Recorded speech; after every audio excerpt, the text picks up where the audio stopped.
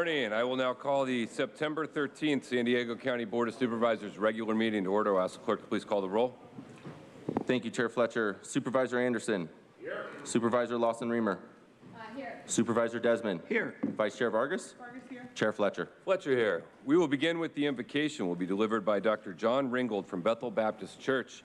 We want to commemorate and honor Bethel Baptist Church, founded in 1922. You're now celebrating your 100-year anniversary. Dr. Ringgold is not celebrating his 100-year anniversary, but the church is.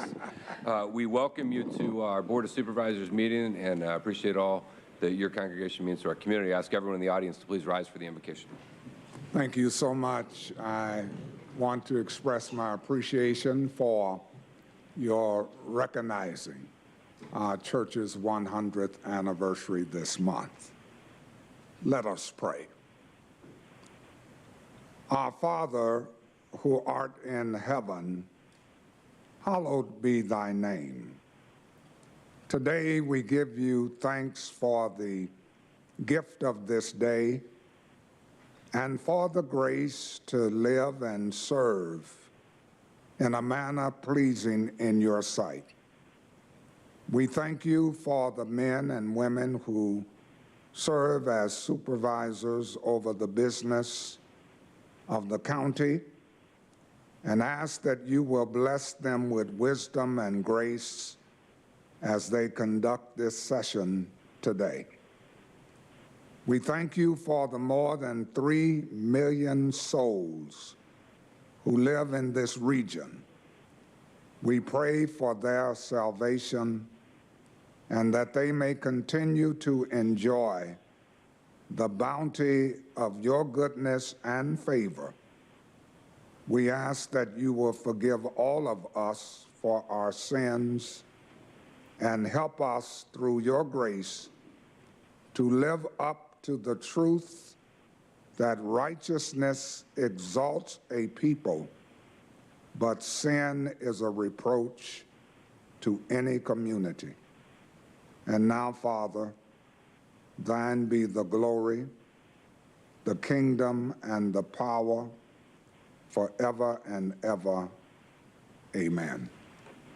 Amen. Thank you so much for joining us. Please remain standing. The Pledge of Allegiance will be delivered by Martha Alvarado's first grade class from Orange Glen Elementary and Escondido Unified School District. We welcome our first graders to our meeting today, and we will turn it over to you for the Pledge of Allegiance.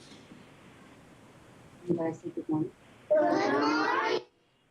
Okay, Kevin. Go ahead. Place your right hand over your heart. Pray begin.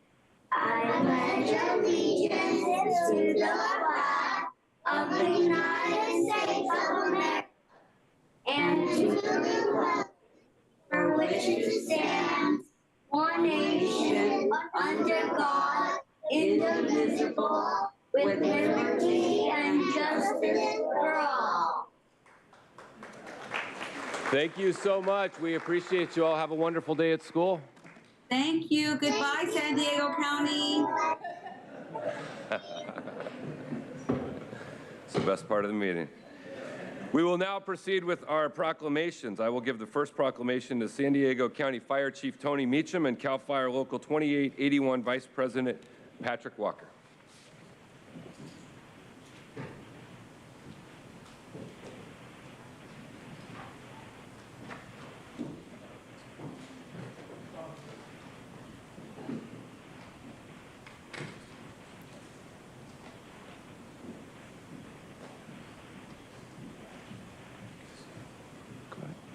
You can get up here with us. You just on photo duty? You know, when one of our communities in San Diego County is impacted by wildfire, it impacts all of our communities. It doesn't matter whether the fire is in the north, in the east, in the south. We know that the response is a regional response, and we know that the need is an urgent situation. We've all seen the devastating impacts of drought, of heat waves, of lightning strikes, of all of the conditions that make our wildfires much more severe in recent years. And this past holiday weekend over Labor Day, we saw the heroic nature of firefighters who get up every single day willing to run towards danger, towards those in need of help and assistance, and to do it in some of the most difficult conditions. Throughout the recent heat wave, San Diegans, being the weak-weathered people that we are, complained tremendously about the heat. And the heat was very severe and was very real. People complained that it wasn't comfortable to sit in their backyard for a barbecue, complained it was a little warm when they went to the beach over the weekend. But those that are here and those that they represent, they didn't complain about the heat. They put on all of their gear and equipment and went out into 108, 109 degree temperatures, and they battled fires facing our region. Every single San Diego County fire agency was a part of the response to the Border 32 fire. We had collaborated and coordinated response to the Fairview fire and fires throughout our region. We appreciate not only CAL FIRE who's here, but our sheriff's deputies who were part of this, CHP, and everyone else who was there. Supervisor Anderson and I had the chance to go out to the mobile command site, meet some of the firefighters. I had a chance to go out to the front lines where you saw them in 108 degree temperatures right up to the fires, fighting and battling and doing it all without complaint. They came from all over the region, and I think that it is important that we always recognize not just a thank you for your service, but an understanding of the very real nature of what that means. At least 14 of our firefighters in San Diego County suffered heat-related illness and injury in the last week of August and first week of September. These are the conditions that they put themselves in voluntarily and knowingly for what the dangers are. And these are the conditions that ensure a fire is limited in its scope. Even though we lost 19 structures, we didn't lose any lives. Those fires were able to be contained in some of the most difficult and challenging environments, and we are incredibly grateful for those who are here. Over the weekend, we marked the 21st commemoration, remembrance of September 11th attack, and that is a searing moment that stuck in all of our minds, but the reality is the members of our fire service each and every single day are willing to run into wildfires. They're willing to run into buildings that have been struck by planes. They're willing to put themselves at risk for all of us. And so we're here today to honor their daily sacrifice, taking one day particularly to call them out, and in particular to let them know how much we appreciate the tremendous work that was done through the recent heat wave and will continue into the future. In particular here, and I know they're here representing everyone that's a part of their agency, but I want to call out and recognize two individuals in particular. Fire Chief Tony Meacham started in the fire service in 1987. He has been with CAL FIRE for 35 years. 35 years of service, 8 years of service as our San Diego County Fire Chief. And I want to recognize Vice President Patrick Walker, who sits on the executive board of CAL FIRE Firefighters Local 2881 and manages all of the union-related operations within the 10th District, which covers all of San Diego County. Vice President Walker holds the rank of Battalion Chief with CAL FIRE and works in Battalion 3, Southwest Division. We acknowledge and recognize their service, and we extend our incredible gratitude to everyone who is a part of their agencies and all of our fire agencies across San Diego County.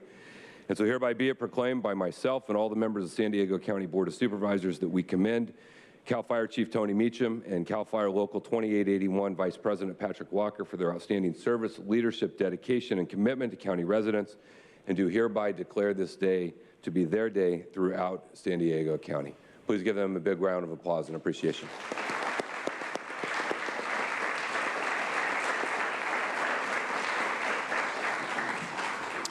Thank you, Chairman Fletcher. As he said, my name is Patrick Walker. I'm the Vice President of our union here, covering all the firefighters in San Diego County. I'm also Battalion Chief down in Battalion 3 along the border. That was a very hot day. We had resources running all over the place, but I'd be remiss if I didn't point out a specific group that not only our firefighters saved lives, but it was also the U.S. Border Patrol, San Diego County Sheriffs, and the Highway Patrol. They were there immediately with us to get those personnel or those civilians evacuated. So on behalf of them, all of our 850 members and the CAL FIRE San Diego County Fire family, I thank you. I'm going to apologize, but I want to address the board and just Chair Fletcher and Helen and Michael and all of our county staff. I just want to say thank you for the honor and privilege for the last 8 years of being your fire chief and getting to represent the nearly 950 men and women that compose our combined state and county fire department. These people know no ends, and they live by a simple motto, and that is service above self. And I think the last 2 weeks that they have demonstrated that.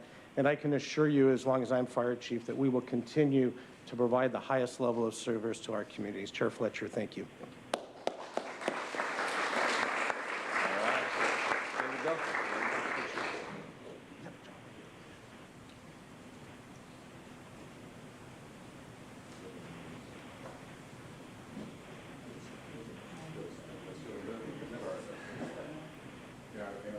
All right, we can hear, please. We go. 1, 2, 3. One more. 1, 2, 3. Go. 1, 2. 1, 2, 3.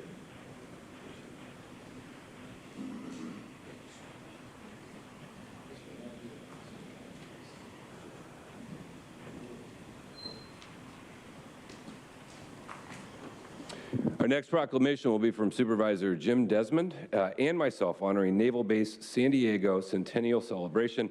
Accepting this proclamation will be Captain Ted Carlson, Captain, United States Navy, Commanding Officer, Naval Base San Diego.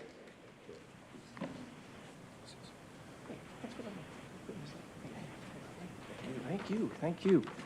Well, thank you, Chair Fletcher, and we are grateful for our distinguished guests who are with us this morning, and a special thank you to our service members of the United States of America that are here today. I would like to mention, just briefly, 9/11 was Sunday, was Patriots Day is what it's called now, and we were reminded of all those first responders and all of our heroes, both in the military and our firefighters, our law enforcement, and all the air crews and everyone else that perished on 9/11. So I'd like to take a moment of silence and remember those who have fallen on this tragic day.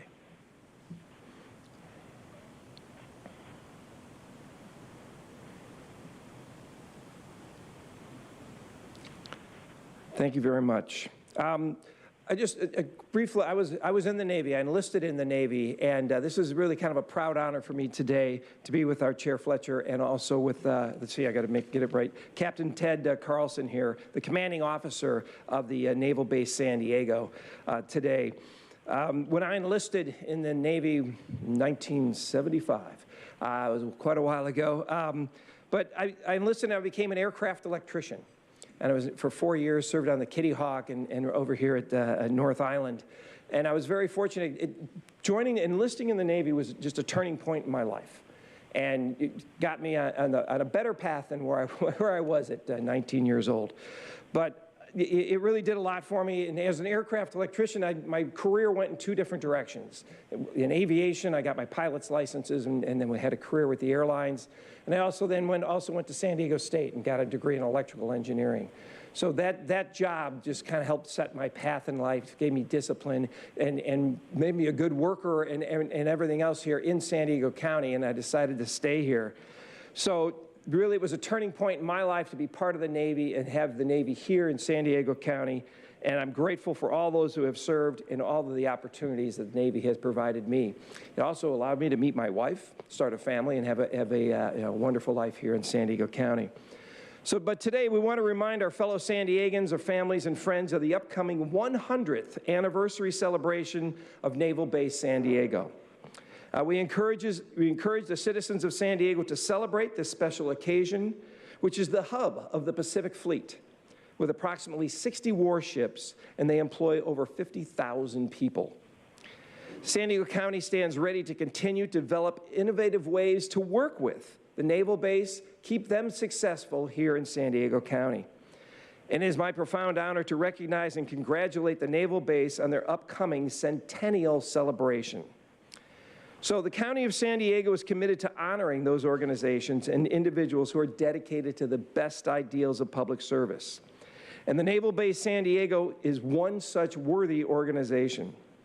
And therefore, be it proclaimed by Chair Nathan Fletcher and myself and all the members of the San Diego County Board of Supervisors that on September 13th, 2022, that we commend Naval Base San Diego for its outstanding service, leadership, and dedication and commitment to the county residents.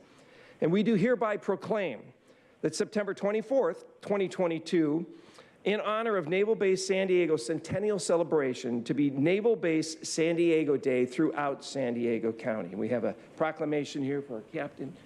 Thank you very much, sir. Did you read that? Okay. All right. Thank you, Supervisor Desmond. Like Supervisor Desmond, I enlisted in the Navy as well. In 1997, I was about the same age. We're the little part of the Navy known as the Marine Corps, but we are a part of the Navy, and I don't mean that in jest. We are a part of the Navy, and it is one family and one group. And for 10 years, I had the honor to wear the uniform of our country. Today, I stand here not only as a veteran, but as a proud father of an active duty Marine. And, you know, so often in the days we're in, when we talk about veteran and military issues, we're talking about veteran homelessness or post-traumatic stress. And sometimes that can cast a disproportionate light on the true benefit the military service can bring. The notion that you're willing to sacrifice for someone else. Much in the same vein as we just recognized our firefighters and our deputy sheriffs and others who get up every single day willing to sacrifice themselves in order to protect others. That's what the members of the United States Navy do every single day. And they have been a part of our community far longer than any of us have been alive. In February of 1922, World War I had just finished. American women had just barely given the right to vote. The Soviet Union hadn't even been formed. But right here in San Diego, in February of 1922, Naval Base San Diego was founded. And it has been a part of our community. And not just a part of our community and a part of our economy, but it really is a part of the soul of San Diego. Our Navy and Marines, there's a few Army folks around as well. But, you know, look, we appreciate and value. And it means something to us here in San Diego, and it is a big part of what we do. And I appreciate Captain Carlson and everything that they do. They work with us on a host of issues, and we collaborate and we work, but we recognize the tremendous value that they bring to the San Diego region, and we look forward to another 100 years plus of the Navy having a significant presence here in San Diego, but also knowing that the community supports them and appreciates them and values what they bring to us. And so, Captain Carlson, we're honored to have you join us here today, and we appreciate what all of your sailors do for San Diego, and we wish you all the very best in the celebration of 100 years and joy for 100 more years. Thank you.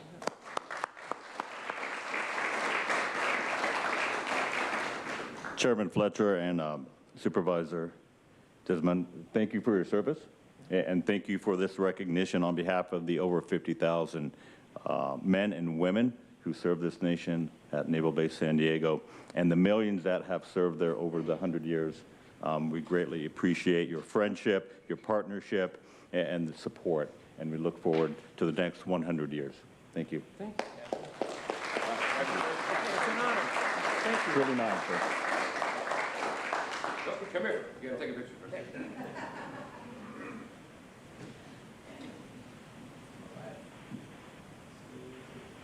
One, two, three. One more.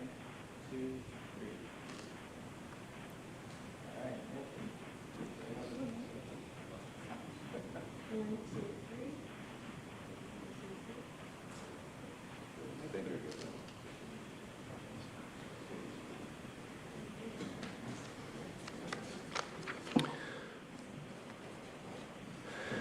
All right, our next proclamation will be from Vice Chair Nora Vargas, honoring the San Diego Wave.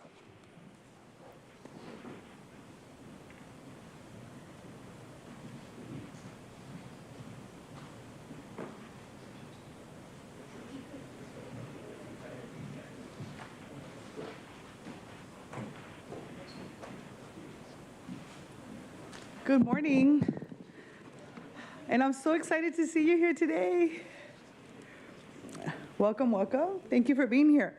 Good morning, everyone. This next proclamation is one of the proclamations we're giving to one of the newest members of our community that you know, really in a very short amount of time, they've already made a huge splash. I am talking about the Wave Football Club that is here today in our chambers ahead of their big opening match at Snapdragon Stadium in Mission Valley this week on the 17th, right? Give them a big round of applause. The Wave FC is the 12th team and newest member of the National Women's Soccer League and has already made a mark in this community and the league. Our San Diego team is tied second in the league with 31 points, only 1 point behind Kansas City, which they're going to make up soon. But that will change this week with another big win, right? And the Wave FC has been a huge part of this community for their work outside of the pitch this year. They're also partnering with Common Goal in Play Proud to make our communities and stadiums safer for the LGBTQ+ community. The Common Goal movement is a unique team in soccer that maximizes the game's contribution to people and the environment. The head coach, Casey Stoney, is part of the Common Goal movement, pledging 1% of her salary towards Soccer for Good. Wave FC joined forces this summer with Common Goal's Play Proud initiative for Pride Month, training up with 8 other professional soccer clubs across 5 leagues in Mexico, Canada, and the United States. Wave FC is committed to making sure all players, coaches, staff, fans, and young people in San Diego feel safe to be themselves. In addition, Wave FC does great work with our youth, and every player is a huge inspiration to young women in our county and beyond. I want to just welcome them to the County Administration Center. I want to wish them good luck for their upcoming inaugural match at Snapdragon Stadium, and we hope that everybody goes and watches them so that they can score another big golazo on behalf of our community.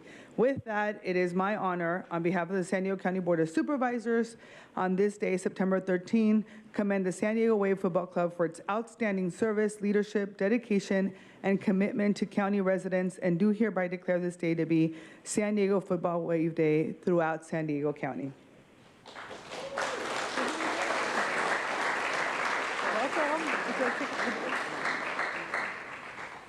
Well, thank you so much, Vice Chair Vargas, and obviously Chairman Fletcher. Thank you for having us, Board of Supervisors. We're delighted to be here. We hope to see you in the stands soon at a game. That'd be amazing. And let me also take a moment and congratulate the 2 other recipients here today. We thank you for your service and your sacrifice. We're honored to be here today with you. As Vice Chair Vargas said, we are a newest member of this community, but we feel very much a part of the fabric of this community already. We are delighted to be here on behalf of our players, our staff, and our fan base. Thank you so much for this honor today.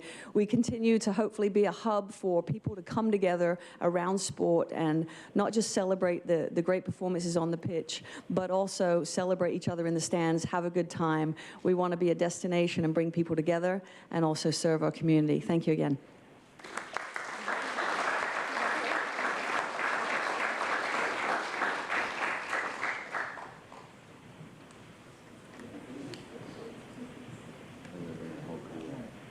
Yeah.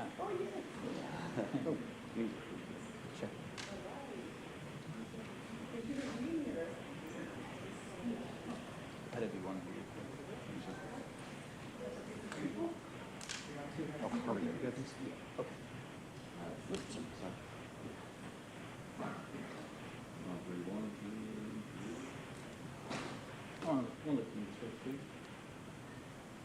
1, 2, 3. 1 more, please. 1, 2. Thank you all to the San Diego Wave. Thank you very much. Our next proclamation will be from Vice Chair Vargas and Supervisor Lawson-Remer, recognizing and honoring the Honorable Carlos Gonzalez Gutierrez. Consul. I think many of you know, that this week we begin to celebrate Hispanic Heritage Month in the United States. And today I'm really thrilled to present this proclamation because we are recognizing a true partner of the County of San Diego, my good friend, the Honorable Carlos Gonzalez Gutierrez, the Consul General of Mexico in San Diego. Over the last couple of years, I've had the honor of working closely with the Consul, and I can attest to the great understanding that he has regarding policy matters relating to Mexicans living and working outside of Mexico. He started his career in 1987 as a member of the Mexican Foreign Service, and in 2019, after a couple of stints in Los Angeles, Sacramento, and Austin, Texas, before he actually landed here in San Diego in 2019. Consul Gonzalez has strengthened the strong bonds of friendship, respect, and common economic interests in our binational region that have long bound Mexico and the greater San Diego region together as partners. His work demonstrates that we are one region and that there is great interdependence culturally, socially, and economically. We are stronger when we work together. His partnership, when we as a county provided shelters, support, and kindness to immigrant youth at the Convention Center, was key in helping us with over 3,000 immigrant youth reach their destination.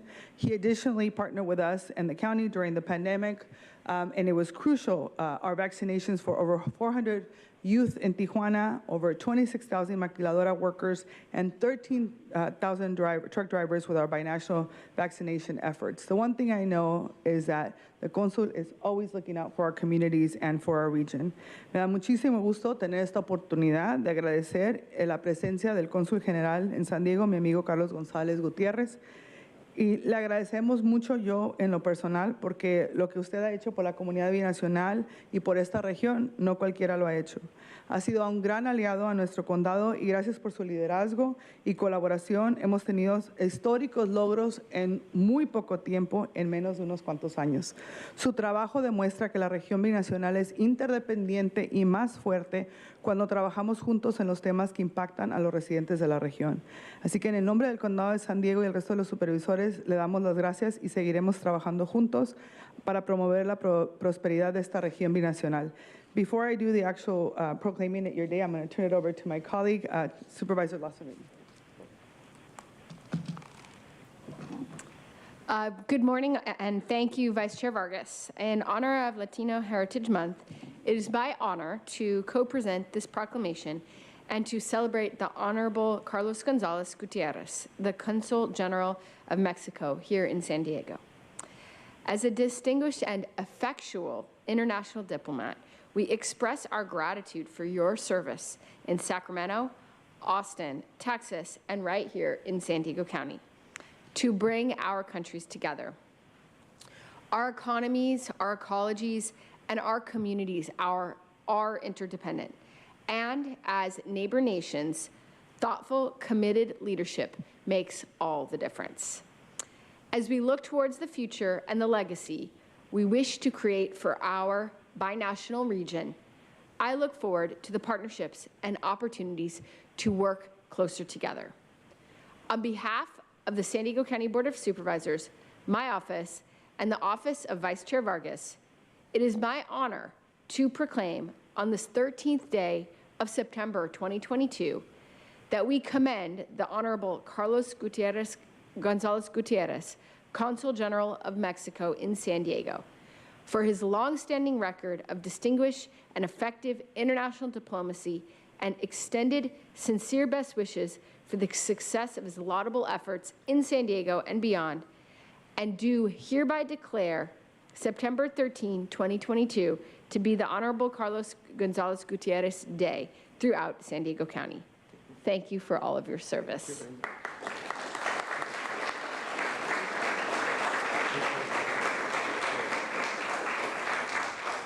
Would you like to say a few words? Thank you.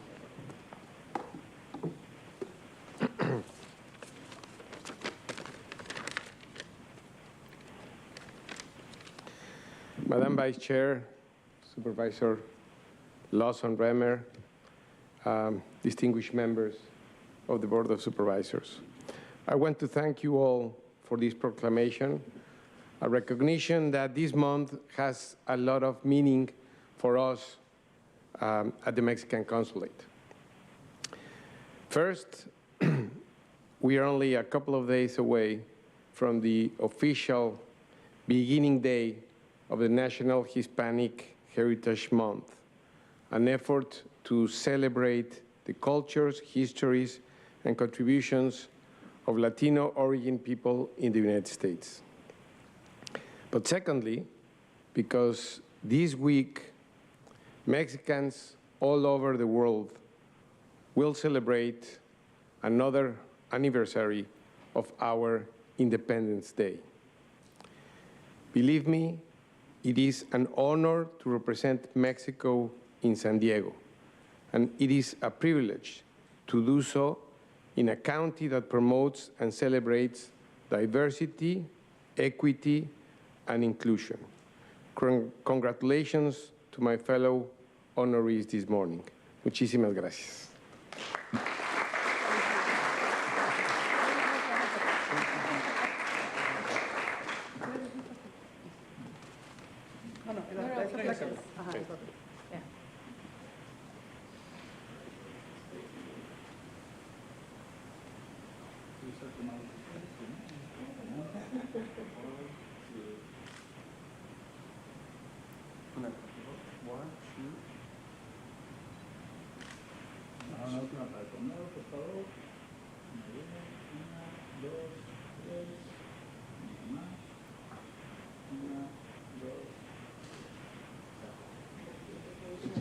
Thank you so much.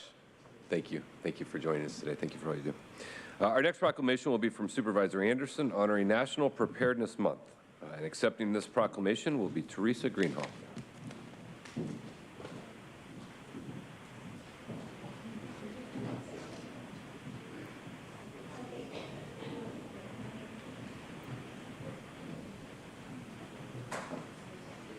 Come on up. You all stand behind me if you don't mind. I'm going to preemptively give this to you, Teresa, to hold. Good morning, everybody.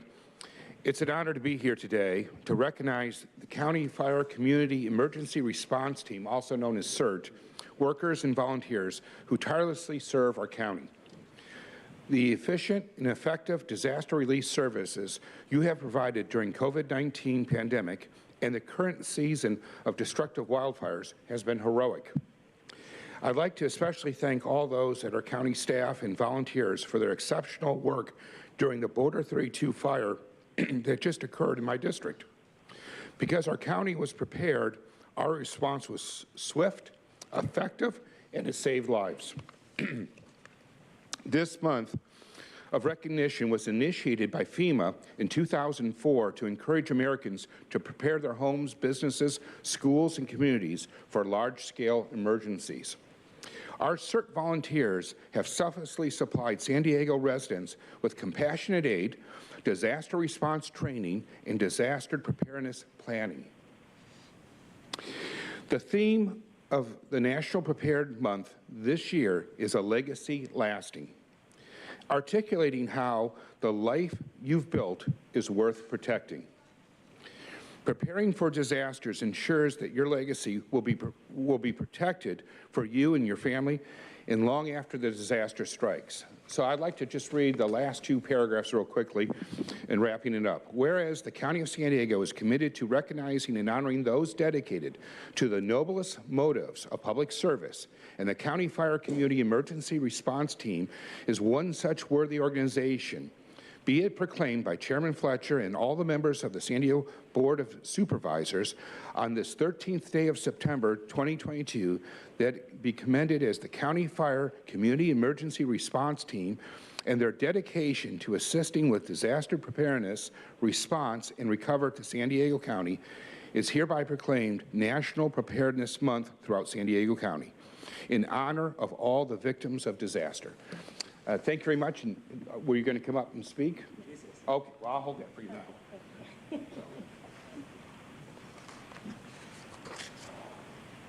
So thank you, Supervisor Anderson, and the rest of our esteemed supervisors. On behalf of the San Diego County Fire Community Emergency Response Team, it is truly an honor to be recognized for the volunteer work they do. I am so proud of their commitment to serve their rural communities by offering free emergency preparedness training and responding during disasters. Year after year, they continue their training and volunteering within the communities they live and serve. They do so with a renewed commitment, compassion, and respect for their neighbors. I have seen firsthand the positive impact they continue to have as they support the whole community with their outreach efforts. Their goal is to help their communities be better prepared for disasters and become more resilient. As their CERT program coordinator, I am truly honored to be able to support their these selfless volunteers. They are truly neighbors helping neighbors. The San Diego County Fire CERT volunteers encourage everyone to take steps to prepare their family and pets for emergencies by answering a call to action. Your call to action can be as easy as registering with Alert San Diego, taking CPR training, taking a Wildland Urban Interface course, building a 72-hour go bag, or contacting your local CERT program and join a team. On behalf of the San Diego County Fire CERT volunteers, I thank you again for recognizing the great work that they all do. Thank you.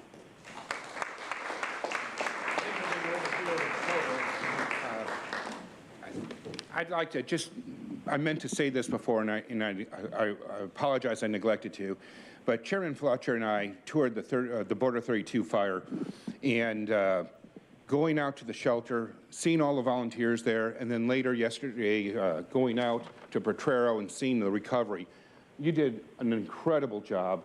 Our team was out there helping those 19 families recover quickly, and I've never seen anything like it. I've been through 3 major fires in my district, the Cedar Fire, the Horse Creek Fire.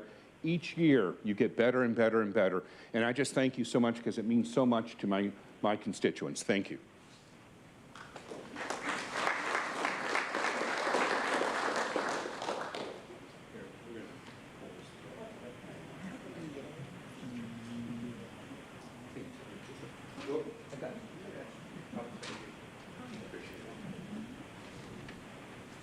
All right, y'all do your photo now.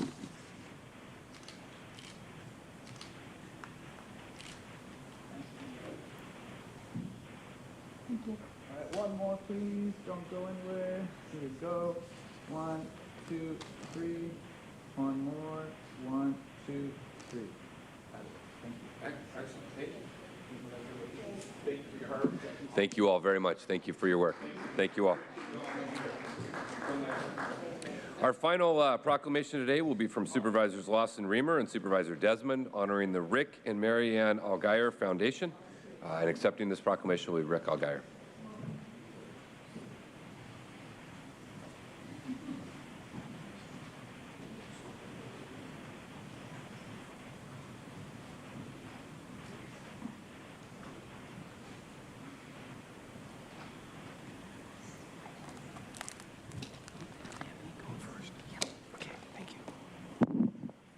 All right, we got the Allgaier team here. This is wonderful. It is my honor, along with Supervisor Lawson Reamer, to welcome the Rick and Mary Ann Allgaier and their son, Grant. Okay, who's Rick and Mary Ann? All right, and their son, Grant, okay, we got you. And their foundation team, raise your hands. We got Scott Silber is here, Margot Whitechurch, and Patrick Early. Did I miss anyone? Nope, okay. Here this morning. In 1988, Rick and Mary Ann founded Allgaier General Contractors, which has built over 50 communities, most of which are affordable housing apartment communities in San Diego County, including in Fallbrook, San Marcos, Escondido, and many other areas of the county. So after 32 successful years, Rick and Mary Ann retired. They sold their company to their son, Grant, who took the reins of Allgaier General Contractors and continues the proud tradition of building quality, affordable housing in San Diego County. And we sure need it now, and we needed it then, and thank you very much for all you've built. During the pandemic in 2020, Rick and Mary Ann launched the Allgaier Foundation. It's a 501c3 nonprofit organization dedicated to the affordable housing community. And their goals of transforming lives by creating opportunities through education as a way to give back to the affordable housing community, that this is a very important part of Rick and Mary Ann's lives. In 2 short years, the Allgaier Foundation has expended over $100,000, is this 100? No, it's $1 million. $1 million, many zeros. $1 million, including their own personal contributions. And they've hosted a successful art and wine adventure gala. They've awarded 20 significant scholarships to students who live in the communities that they built.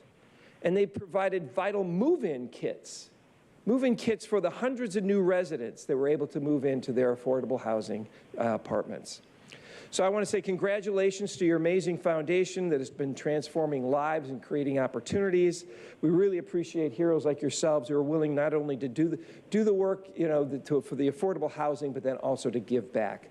So at this time, I'd like to turn it over to Supervisor Lawson Reamer. Thank you.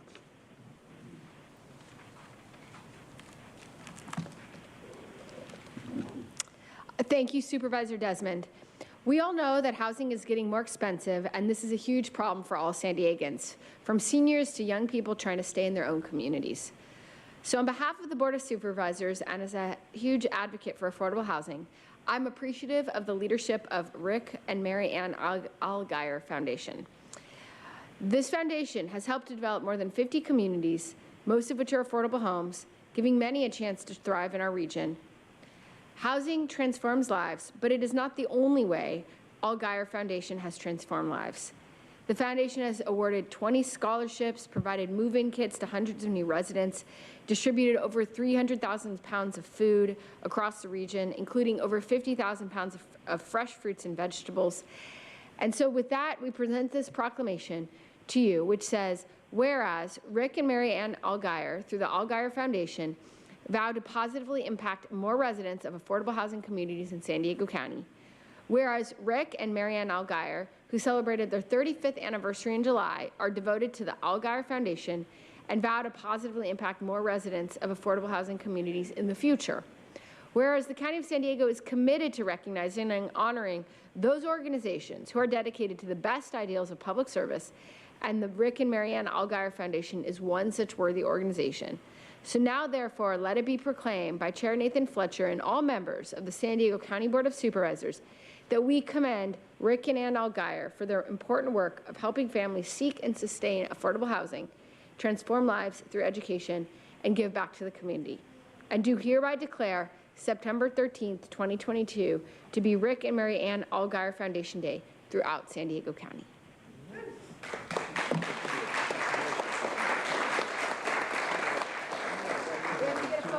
Did you want to speak? Well, I would like, on behalf of the foundation, to sincerely thank the county and all the supervisors. You know, as I stepped into retirement a few years ago, I had that conversation with my wife that so many others, I'm sure, have had. She said, "You're not simply going to step out into the sunset and start fly fishing, are you?" And I said, "Yeah, that's exactly what I am going to do." And I got one of these from her. And she said, "No, you're better than that." So we started the foundation. The catalyst for the foundation really is my wife, Mary Ann. That's where it started. The legs of the foundation is Mr. Scott Silber right here. He wakes up every morning running, and his efforts are 100% devoted to the foundation. The brains of the foundation are right here with Margot Whitchurch. I mean, truly, the brains are there. One of the true cheerleaders is right here, Mr. Patrick Early. Without these individuals, we would not be able to accomplish the things that we've accomplished in the last couple of years. And I look forward to working, I will say this, I look forward to the future working with the County of San Diego and all the other governmental entities, because I think with the partnership of the private sector and the different government entities, I believe that we can solve this housing crisis that we have. And I think also that we can solve this homeless crisis that we have. They're both so intertwined together. So I'm very optimistic about that, and I want to thank everybody associated with this award sincerely from the bottom of our heart. Thank you.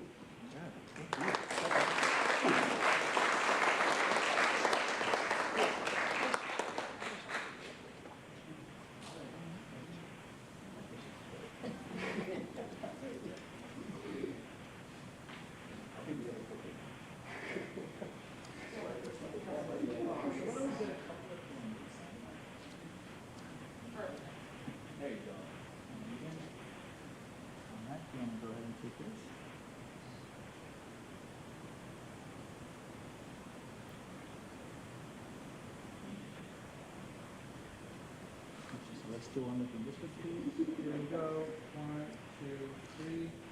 One more, please. 1, 2. Thank you all very much. Thank you.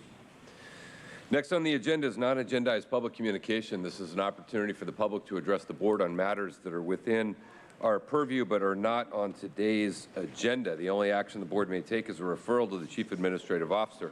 Reminder, according to Rule 4A, members of the public that are not English speaking and need interpretation assistance will be allotted additional time to facilitate translation. Also, according to the rules of procedure, we will have 5 speakers in person and 5 speakers virtually via phone. The rest of any non-agendized public communications will be heard at the conclusion of today's agenda. I'll ask the clerk to call forward up to 5 in-person and 5 virtual speakers. Thank you, Chair Fletcher. We have 23 total requests to speak on matters not listed on the agenda, 11 in person and 12 by phone. For those that have requested to speak via phone, if you could please dial into the conference line now using the instructions that were provided to you. We will begin with the in-person speakers. As your name is called, please come forward and stand against the east wall under the murals until it is your time to turn to speak. You will have 2 minutes to address the board, and I'd like to invite forward the following individuals: Alejandro Sanchez, Mike Borello, Michael Brando, Krisha Walter, Oliver Twist. And if you could please state your name before beginning your comments. Good morning, Honorable Chair, Mr. Fletcher, board members. My name is Alejandro Sanchez. This is my first time here. I've been addressing a lot of issues from the community for the last 20+ years. I'm a real good activist, and I advocate for children and families all over North County. But this time, I was not very sure to come and address you in an issue that I believe is important, but overall, I think that I would like to ask for the assistance of you and also the federal government.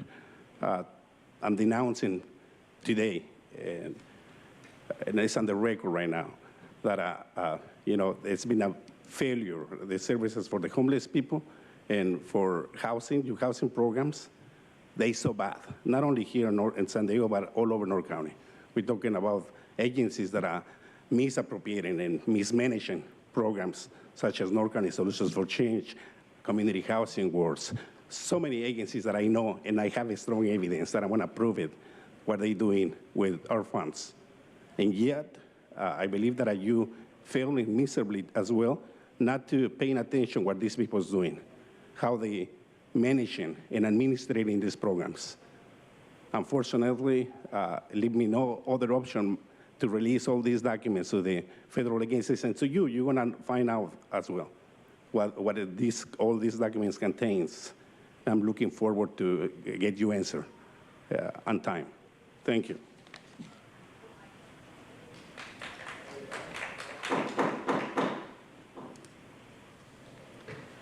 Hi, I'm Krisha Walter. Would like to make an official statement, which will be on the record here at the Board of Supervisors, as well as the Office of Registers of Voters. I do not consent. By this, I mean I do not consent to the use of electronic voting machines by the coming election and any election moving forward. You cannot say with 100% certainty that these machines are not hackable. So for this one issue alone, I am a San Diego resident and a citizen that do not consent.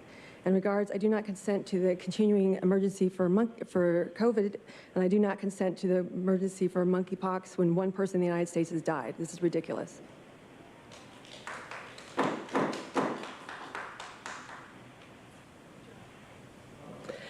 Good morning, Oliver Twist here. I come today before you to share my findings after trying to investigate an incident that previously occurred in this chamber. While the alleged incident itself is concerning, far more problematic is a structural and systems-based failure to be able to archivally investigate past events that occur in this chamber. As such, I seek now to bring this glaring problem to the attention of not only this board, but to the public and to the media. At that August 30th meeting, hour mark 2:00:14 of the archived AM session YouTube video, Audra Morgan accused Chairman Fletcher of flipping her off. I have no idea if that really occurred or not, but I figured it wouldn't be that hard to see whether it did or not. However, my public records request reveals that your county communications department says their camera system does not have additional recorded footage, save for the one angle that is shown on the video. I then tried to find out about security cameras. We can clearly see right here there's a fisheye lens, Surely if, but again, no luck. I was told by the clerk and the program manager that they could not confirm the presence of security cameras, but they can confirm no footage exists for the YouTube video. I am hard-pressed to believe that if someone from the public rushed the dais and assaulted a supervisor, that there would be no footage of that, particularly in light of the last of your Tuesday, June 8th, 21 meeting, where you had item 24, item G, that read about threat to public services and facilities. I would think this governing body would make safety, security, and archival records a top priority, also in lights to past threats for Chairman Fletcher and the arson at his home. I now call for changes and transparency for this body. Record footage from 3 different camera angles, one which shows the dais at all times. Make footage readily available for review. Transparency is critical to accountability. Lastly, bring back clapping. Thank you. All right, I'm going to just remind the public that there is no, once we get into the agenda items, there's no clapping from the audience. We apply these rules consistently to every speaker, regardless of what they have to say. We've got to follow the rules of procedure. It's entirely appropriate to come in and criticize the rules of procedure. That is welcome, or say whatever else is you want to say. But the rules of procedure are what they are, and they will be enforced throughout this meeting until such time as the board decides to change them. This is the first group warning.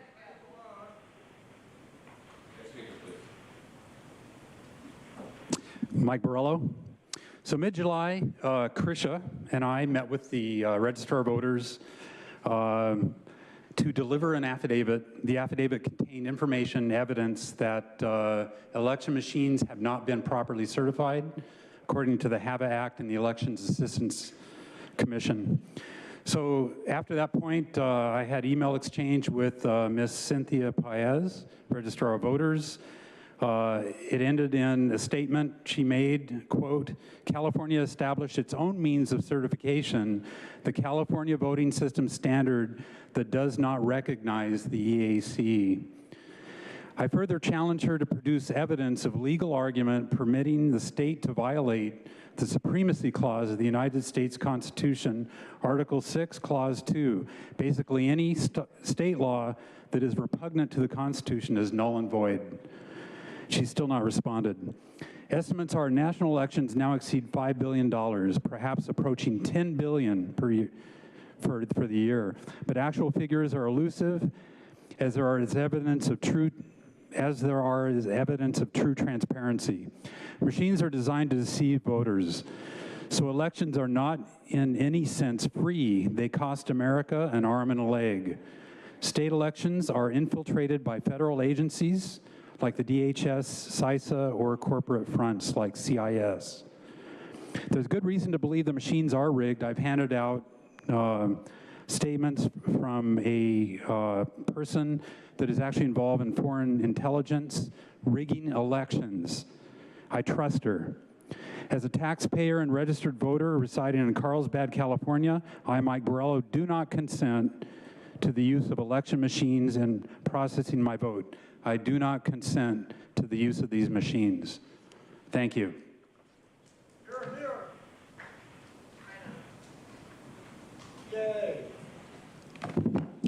Michael, these connect to my comments forthcoming.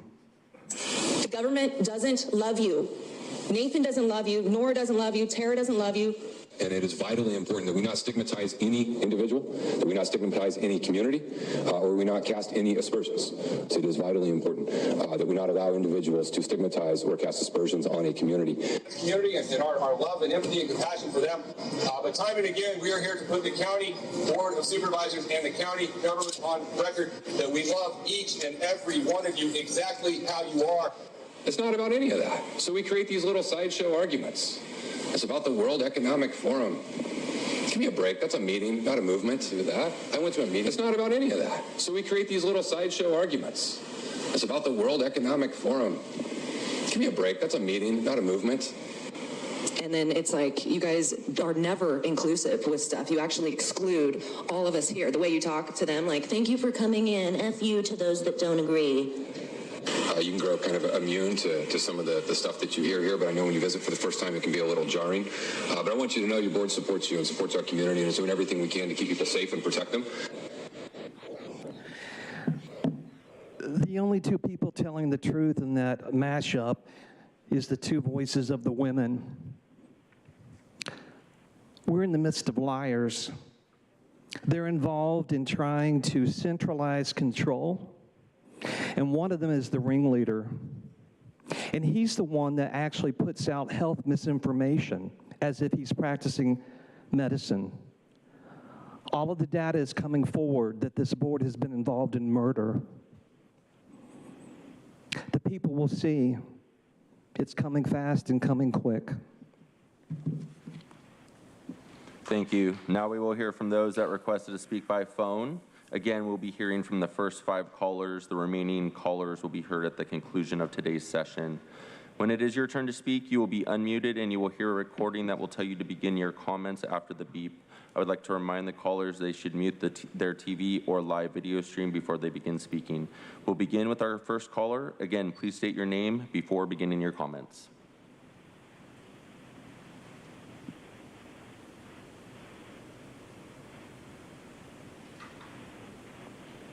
Barbara Gordon.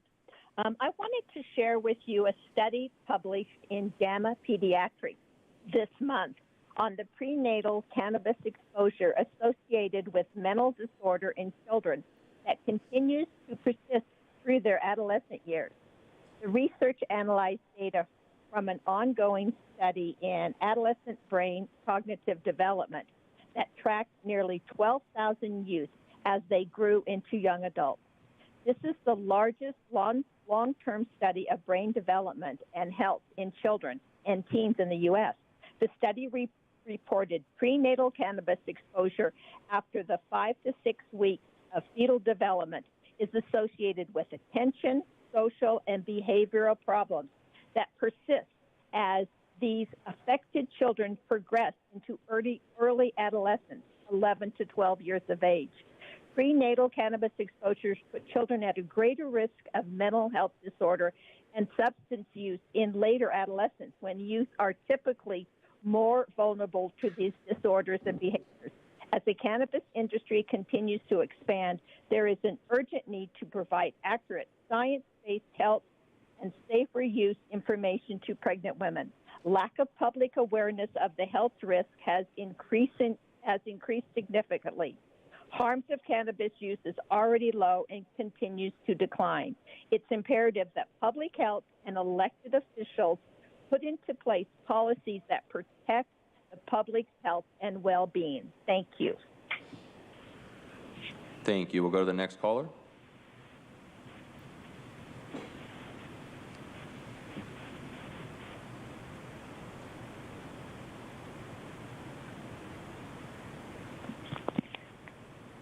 Good morning, Board. As an advocate of sound public policies, it's encouraging to know the public has champions willing to speak on behalf of the public, despite running counter to current ideological narratives. Excuse me, ma'am. Could you please state your name for the audio record? Oh, yes. Kathleen Lippitt here. Sorry. Like Supervisor Desmond, children at risk is a positive step towards supporting youth to put them on a positive path of self-empowerment on behalf of themselves, their families, and their communities. But the county's Department of Public Health has not only not been doing nothing to counter the public perception that marijuana use positively impacts consumers, it has been mum on the dangers of high THC marijuana use. The county has ignored 2 decades of red flags, resulting in public health problems, and every public health problem you claim to care about worse. It decided purple commemorative flags and declaring a public health emergency would lull the public into thinking it was doing something meaningful. But handing out free Narcan, clean needles to prevent reactive drug policies and overdose when drug policies are necessary, and root causes have to be investigated, but they're not a priority. Young drug users don't start with fentanyl, but with drugs that they've been led to believe are not risky, like THC vapes and candy-flavored edibles. In the minds of teens, the county would not make them more available if they were. teaching children to be responsible, serve others, explore the county's nature preserves, hiking trails are healthier and safer ways to relieve stress and anxiety. Their mental health is important and their brains are vulnerable while they're still developing. Self-medication with a drug that they believe is not dangerous could be the last choice they make. Thank you for letting me speak. Thank you. We'll go to the next caller.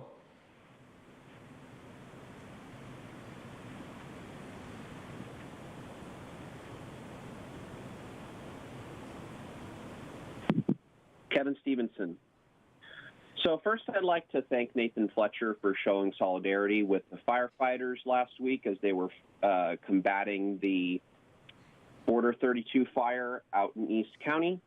It is important to stay safe during these massive heat waves. It's important to stay hydrated.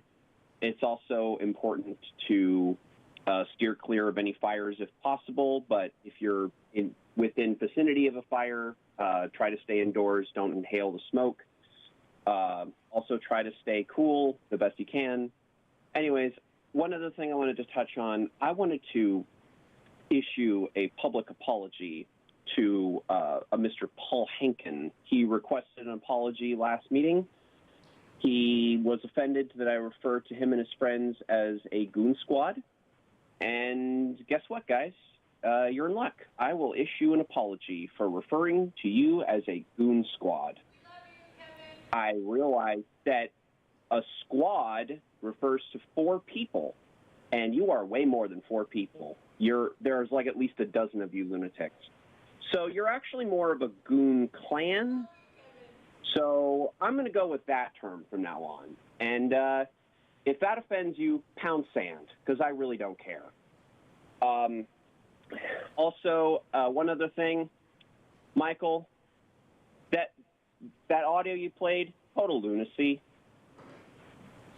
Total lunacy.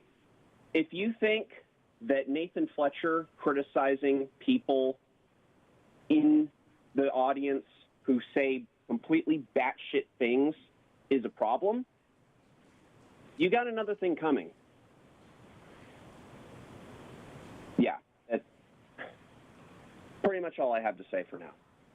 Thank you. Mr. Hankin, your outburst is disrupting the conduct of the meeting. Please stop.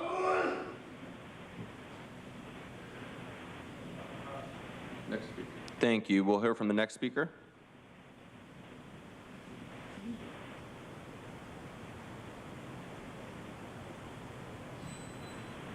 Good morning, Peggy Walker. As a public health educator, I find it sometimes takes an outsider looking in to see ourselves clearly. Recently, an in-depth analysis of marijuana legalization in California, including San Diego, was conducted by the UK's Daily Mail newspaper and published in 3 articles. It concluded legalized pot is causing an explosion of use among young adults and children, and the analysis found that we have a free-for-all market that lures kids with candy-themed super strength products sold in cartoon packaging, minimal government oversight, increasing risk of addiction and psychosis, teens and young adults using stronger products more often, and a teen vaping rate tripled over 2 years. Devastated parents told experiences from a straight-A student failing after experimenting with pot to a 16-year-old turned drug dealer to finance her addiction. One parent voted for legalization only to see her son spiral into addiction at a treatment cost of $30,000 that failed. The analysis concluded legalization has moved from a social justice issue to the extreme of big business commercialization. It questioned why is this industry allowed to operate without the restrictions that bar tobacco and alcohol firms from targeting youth. As policymakers, I ask you to please address that question. Thank you. Thank you. And we will hear from our final caller for the morning session.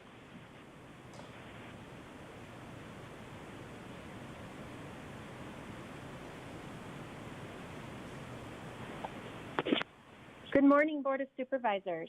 My name is Becky Rapp. I'm a public health educator concerned with the detrimental impact marijuana is having on our county. Today, I'd like to focus my comments on the negative environmental impacts. Yesterday was monumental.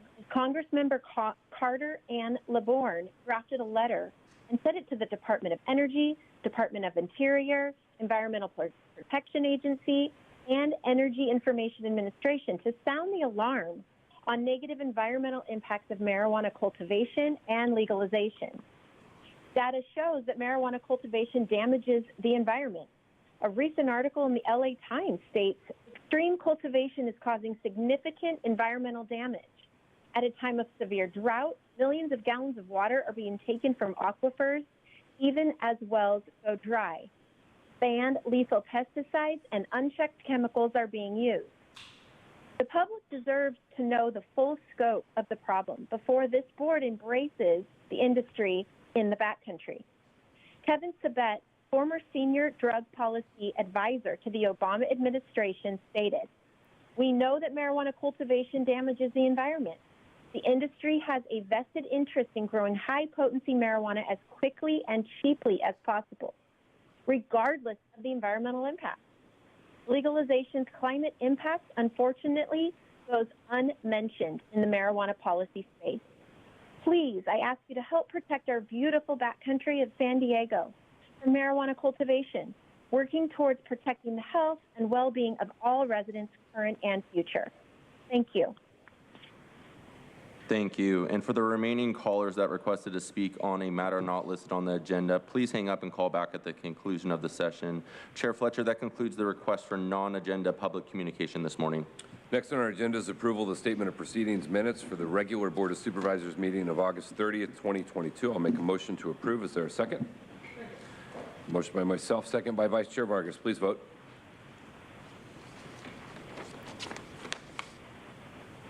Chair Fletcher, that motion passes unanimously with all supervisors being present, voting aye. We'll now proceed with the formation of our consent calendar. Members of the public will have the opportunity to comment on consent calendar after supervisors have had the opportunity to remove items to discussion or make any comments they wish. Supervisor Anderson, are there any items you wish pulled for discussion today? Not at this time, thank you. Supervisor Lawson-Remer. Yeah, thank you so much. I don't have any items to pull. I just have a couple items I wanted to comment on. I just want to comment on the purchasing items 3 and 4 regarding the purchasing of tax defaulted land by the Allgaier Foundation and the San Diego River Foundation. I think these are both great organizations, and just really happy to see us being able to partner with them to expand our open space. And I think that's wonderful to see this happening and moving forward. Happy to support this. I just think as we continue to really mainstream our objectives around equity and sustainability in everything we do at the county, just really want to hope we can concentrate and focus on, making sure that any of our tax defaulted lands are really, disposed in ways that are in alignment with our broader county values and policy objectives. So again, nothing major, but just thank you for staff on this, and really looking forward to seeing a sort of continued alignment around sustainability and equity and our other board priorities as we look at what we do with tax defaulted land. Thanks. Thank you. Supervisor Desmond. Thank you, Chair. No items to pull, no items to comment on. I'll make a motion to approve the consent calendar. Thank you. Vice Chair Vargas. Thank you, Chair. I just wanted to, on no items to pull, just on item number 8, I wanted just to say that I'm excited to see the appointment of County Counsel and to congratulate Claudia Silva in accepting this role for County Counsel. Claudia is marking a new milestone in our local history as the first woman and the first Latina to head up the County Counsel's office, and I think that's pretty amazing. So she has demonstrated exceptional skill, integrity, and a commitment to our county, and I'm really looking forward to continue working with her. So we are very, very lucky to have her leading the Office of County Counsel. So thank you. With that, I'm happy to second the motion. All right, thank you. I have no items to pull, just one on item 4. It's an action by the San Diego River Park Foundation to purchase tax defaulted properties. This action is another piece in the step of really building out the San Diego River Park Master Plan. We're going to discuss in a little more detail tomorrow. These parcels are near Julian. They're within the San Diego River watershed. And this is another action, another step that helps us build out our trail network, support our region's species, improve water quality, achieve our climate goals, conserve and protect the watershed. And I really appreciate the River Park Foundation for being such a great partner and ally in looking for opportunities to help us achieve all of our regional goals, and we're grateful for their efforts on this. And on item 8, I want to join Vice Chair Vargas in welcoming Claudia Silva as our county counsel. She has a tremendous track record of impactful leadership here within our county, and I know will serve us faithfully, both the board and all of San Diego County in her new role as county counsel. With that, we have a motion and a second. Let's hear from our public speakers, and then we'll come back and vote. Thank you, Chair Fletcher. We have 10 total requests to speak on items on the consent calendar, 6 individuals in person and 4 requesting to speak by phone. Any of the members that have requested to speak on items on the consent calendar, if you could please dial into the conference line now using the instructions that were provided to you. We will begin with the in-person speakers. As your name is called, if you could please come forward and stand against the east walls under the mural until it is your turn to speak. I'd like to invite forward the following individuals: Michael Brando, Oliver Twist, Audra, Mark, Consuelo, and Paul Hennigan. You'll have 2 minutes to address the board, and if you could please begin by stating your name for the record.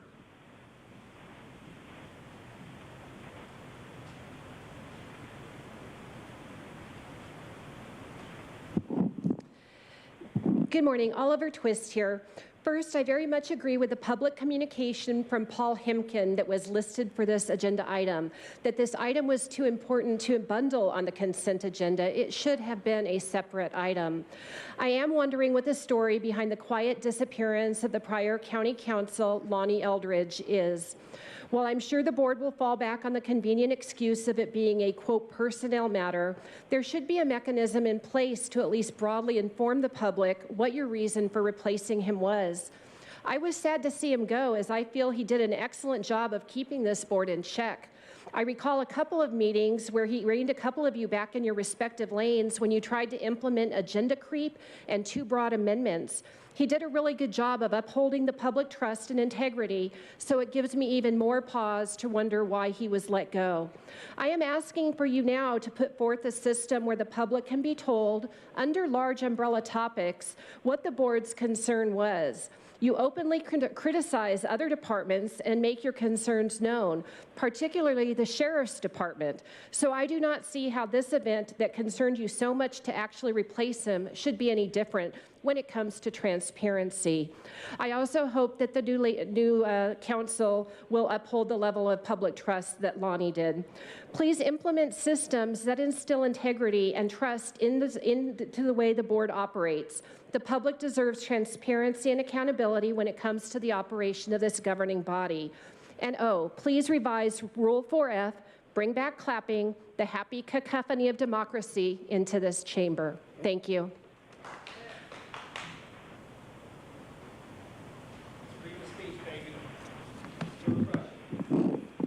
Michael. Please, sir, before you start, we're going to pause your time. Listen, the rules of procedure are what they are, right? Your freedom of speech is when you come to the podium and you can say whatever it is you want at the podium. You can clap at the podium. Sir, in the red tank top, your outburst is disrupting the proceedings of the meeting. This is your first warning. Here's the rules of procedure. It's just what it is. You come down here, you say whatever it is you want to say during your public comment time. When your time is over, the next person will speak. You're not going to interrupt the next speaker. Right, we're not going to interrupt each other. So we will follow the rules of procedure or you will be removed from the chambers. Now, I want everyone to be here. I want everyone to participate. We want you to come down and say whatever you want to say, but we are going to follow the rules of procedure. So if we need to remove people, sir, your outburst, second warning, or disrupting the proceedings of the meeting, one more and you'll be gone.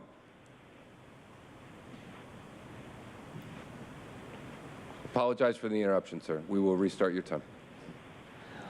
Michael, I'm addressing consent number 7, specifically the equity impact statement. I'd really like to get a better understanding of what the meaning of the word equity is, and I do plan to visit I think there's an equity office here, and talk with them about this. But in this statement, it says approving a conflict of interest code, impact on personal finances or other financial interest, avoiding biased decision-making, sacrificing the public's interest in favor of the official's private financial interest, and providing transparency and accountability to individual residents, ensuring equitable operations of the government that are free from undue influence. Now, I'm really confused as to how a board can actually approve a conflict of interest code when itself has all kinds of conflicts of interest, and there's no one overseeing that. It's really sad. The front of this building says, "Good government demands the intelligent interest of every citizen." Well, apparently, a lot of people that live in this area aren't interested. They don't even know that there's a county board of supervisors. So how can a board that has so many conflicts of interest, like the World Economic Forum and centralized control, be actually approving a conflict of interest code of another agency? It doesn't make any sense, but I'm not trying to figure that out because I've already accepted the fact that nothing makes sense here in this chamber at all. But it's good to give voice to what's closer to the truth than the lies we always hear. Thank you.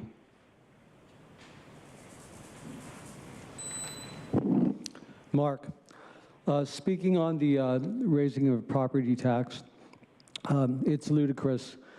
First of all, property tax approximately 6 years ago, they're raising it 2% a year.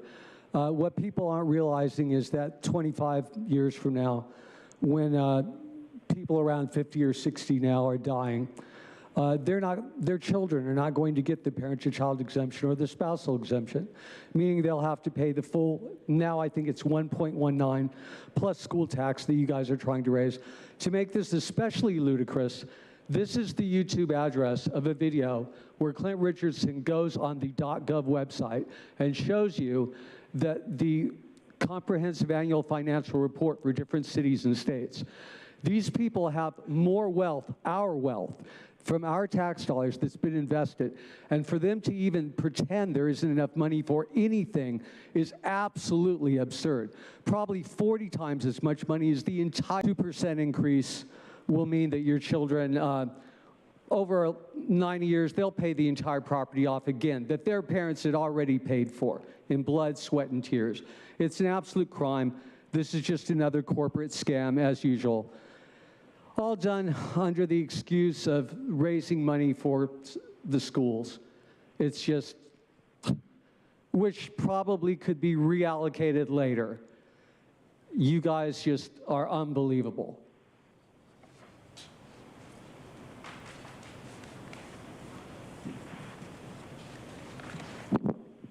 Paul Henkin. I don't believe the speaker who you gavelled down, Nathan, actually interrupted the person who was speaking. Contract with RTZ Associates. It is great that the HHSA wants to improve their reporting on programs for older adults. However, I found that RTZ manages the software for Laguna Honda Hospital in SF, which the feds want to close because the patients are apparently not being supervised closely enough to prevent things like overdoses. In-person monitoring can't really be replaced by computer programs. It's also a bit worrying that the board says, quote, the LEAP system is currently used by 51 out of 58 California counties. Kind of raises the question, are you keeping up with the Joneses? In addition, single source procurements, although this does mention two sources, are dangerous. On the tax rates, you do not mention any specific rate nor the need for any. I couldn't figure out how the rates mentioned are connected to the figures in my property tax bill. I couldn't figure out the increased overall rate. Unless this is a transparent process, I oppose any increase. And the county seems to be able to afford it anyway, since the next item wants to set the appropriation limit. about $3 billion more than I think the county already has. Thanks for your attention. Thank you. And as the next speaker comes forward, I'd like to invite forward Consuelo as well. Use the name Audra. So, Jim, what's with these pet emergency kits? There's really no information on that, but you're spending $25,000. Happy to talk to you later on it. Okay, good, thank you. So you're purchasing land that has been tax defaulted. Find that's a good way to get really cheap land for some people. And I wonder if you took into account, you know, the past couple of years and what's been going on with the pandemic and how that's affected these people. But then you want to up property tax rates, which is interesting because that is necessary to produce property tax revenue to satisfy outstanding legally incurred debt requirements. What? So are we making up for your mistakes with that? Sure, probably. 2% have been built into rates of all districts subject to property tax collection for bond debt. Love it. And then I love how you have an appropriation limit, right? And it's like, if we set it so high, there's no way any of that money will ever go back to the taxpayer, right? So if you set it at $6.8 billion and you're only spending $3.3 billion, then, you know, you'll never meet that cap. So it's very intelligent that you guys do that to keep money from coming back to people. And conflict of interest code, I love that because, yes, as you guys are, you know, you serve as the code reviewing board for all local agencies. Love that. Nobody keeps you guys accountable. And then county council, it's like, was he dissenting from what you guys wanted, so you had to get rid of him? And then you found somebody to do your bidding? Sounds about right. Love it. You guys are so fantastic.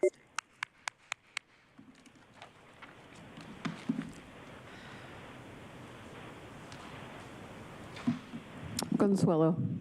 Okay, so apparently you can already appropriate up to $3.3 billion based on our taxes.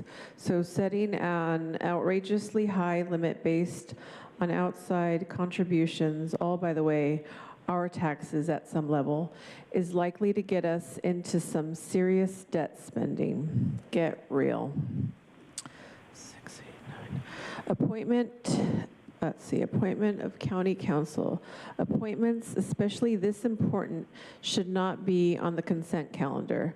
That the candidate, Claudia Silva, appears to be eminently qualified, but should have a public review. Let's see, 9, subject appointments, various districts, okay. Appointments should not be on the consent calendar. Even you say boards, commissions, and committees provide an interrelationship between the residents and the government of the county. Let's start that relationship from the word go. That's it. Let's see. I think that's it. Thank you. We will now hear from those that have requested to speak by phone. When it is your turn to speak, you will be unmuted and you will hear a recording that will tell you to begin your comments after the beep. I'd like to remind the callers they should mute their TV or live video stream before they begin speaking, and we'll begin with our first caller.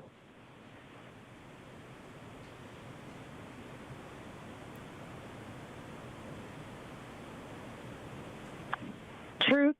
Item 1 is a monopoly contract for San Francisco's RTZ Associates and Jump Technology Software for the supervisors framework for our freedomless future through a data-driven, deceitful numbers approach. Item 2 is Jim spending $25,000, quite a step down from his over $1 million on August 30th. Item 3 is the Anza Borrego Foundation continuing to buy up all private land in the area. The foundation has already acquired about 200,000 acres. This item will add 400 more acres to that. Item 4 is the San Diego River Park Foundation continuing to buy up private land. They've already acquired about 6,000 acres. This item will add 120 more acres to that. Item 5 contains the lie that infrastructure facilitates better outcomes and reduces dropout rates. Then why does California have the worst public schools with high dropout rates and embarrassing outcomes? It'd be better to save everyone's money and defund these communist core indoctrination camps. Item 6 makes it sound like these supervisors have followed the government's spending limitation, but that clearly doesn't include the federal funnel debt plague known as the American Destruction Plan Act. Item 7, you supervisors have proven that none of you have any idea how not to be in violation of a conflict of interest code, so you're all unqualified to vote on this item. Item 8, these supervisors are now on their 4th council in only 2 years. Item 9 includes Joel's choice of Justin Schlafly for the Traffic Advisory Committee. As president of Urban Systems Association, Justin has been deploying technology for smart cities, connected vehicles, intelligent transportation systems, and more stuff that the World Economic Forum and Jim would approve of. Peace out.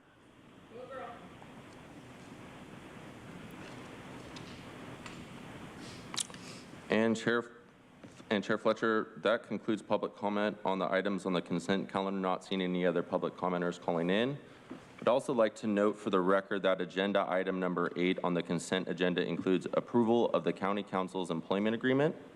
Pursuant to Government Code Section 54953, prior to taking final action, the legislative body shall orally report a summary of a recommendation for final action on the salaries, salary schedules, or compensation paid in the form of fringe benefits of local agency executives.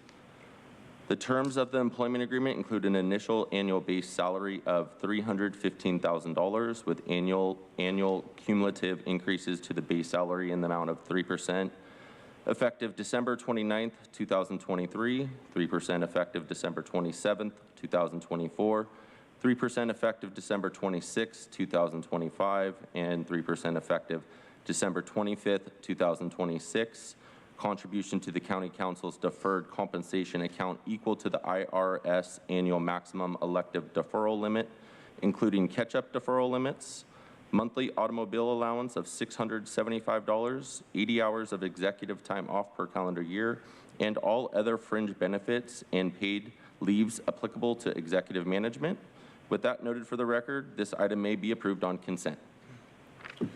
Thank you. We have a motion by Supervisor Desmond, seconded by Vice Chair Vargas, to approve the items on consent. Please vote.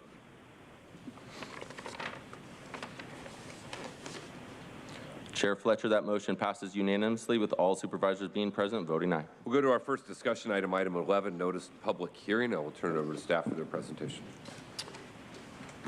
Good morning, Chair Fletcher, members of the board. We are here today to present the fiscal year 2021-22 Consolidated Annual Performance and Evaluation Report, also referred to as the CAPER, for the County of San Diego's federal entitlement programs. The CAPER serves as the county's annual report to the U.S. Department of Housing and Urban Development on accomplishments in these programs throughout the preceding year. This year, through our agency, our County Housing Development Services has exceeded annual outcome projections in each of the 4 core funding areas, which are affordable housing, homelessness, community infrastructure, and housing or services for those living with HIV and AIDS. Here to present the report today is Nick Martinez, our Assistant Director of Housing and Community Development Services, and Kelly Salmons, our Chief of Agency Operations. Nick? Thank you, Nick. Good morning, Chair Fletcher, members of the board. The Health and Human Services Agency, Housing and Community Development Services, administers 4 federal entitlement programs: the Community Development Block Grant, Home Investment Partnerships, Emergency Solutions Grant, and housing opportunities for persons with HIV/AIDS. To strategically address the priorities and goals of these programs, the county develops a consolidated plan every 5 years. Annual plans are then developed each year to identify specific projects to be funded and carried out during that upcoming fiscal year. Finally, a CAPER is required to be completed at the end of each fiscal year to summarize the year's accomplishments. Today's hearing provides an opportunity for the board to receive public comment on the fiscal year 21-22 CAPER. This year's report covers the 2nd year of the current 5-year plan. The CAPER has been available for public review and comment on the HDS website and in the HDS lobby since August 26, 2022. A public notice in English, Spanish, Tagalog, Vietnamese, Chinese, and Arabic was posted online as well as in the Union Tribune and 4 language-specific general circulation publications. Additionally, HCDS notified more than 6,000 community stakeholders via email. I will now turn it over to Kelly Salmons, Chief Agency Operations. Thank you, Nick. The county administers many projects and programs through its 4 federal entitlement programs. These funds were used to rehabilitate homes, help first-time home buyers, assist tenants with rental housing, fund ADA infrastructure projects, provide emergency shelter, and rapidly rehouse persons experiencing homelessness, and much more. Some brief highlights from this year include the CDBG program, which provides flexible funding to address local community needs, funded 9 new public improvement projects in 8 different county neighborhoods. The HOME program provides funding for decent and affordable housing to lower-income households. This year, the HOME program supported tenant-based rental assistance vouchers for 351 individuals, primarily those emerging from homelessness. The ESG program, which aims to combat homelessness, provided a variety of direct services and shelter to 359 persons experiencing homelessness or at risk of homelessness. And finally, the HOPWA program, which provides funding for housing and housing-related services for those with HIV or AIDS and their families, provided tenant-based rental assistance to 117 individuals this year. This slide displays the 4 consolidated plan goals and the annual achievements for each goal. The consolidated plan goals are increasing affordable housing opportunities, preventing and ending homelessness, enhancing community infrastructure, and providing housing and support for individuals living with HIV and AIDS. Each goal is evaluated by comparing the number of individuals served by a program to its projected outcome. Through our HUD funding, the County of San Diego served a total of more than 130,000 individuals during fiscal year 21-22. Accomplishments include aiding more than 1,600 individuals achieve more affordable housing opportunities, providing direct services and shelter to more than 1,200 individuals experiencing homelessness, funding the Homeless Management Information System, initiating 9 new infrastructure projects in 8 neighborhoods, which benefited nearly 60,000 county residents, and connecting nearly 4,000 households affected by HIV/AIDS to housing and services. Expenditures for each goal are from a combination of program funds. Thank you, Kelly. The requested action before you today is to hold this public hearing to receive public comment on the fiscal year 21-22 CAPER. This completes our presentation and available for any questions. Thank you. Thank you. Let's hear from our public speakers. Thank you, Chair Fletcher. We have 7 total requests to speak, 3 individuals in person and 4 requesting to speak by phone. I'd like to also note for the record we received 1 e-comment on this item in favor. Any members of the public that requested to speak on this item by phone, if you could please dial into the conference line now using the instructions that were provided to you. And we'll begin with the in-person speakers. As your name is called, if you could please come forward and stand against the east wall under the murals until it's your turn to speak. I'd like to invite forward the following individuals: Audra, Mark, and Paul. You will have 2 minutes to address the board. Please begin by stating your name for the record.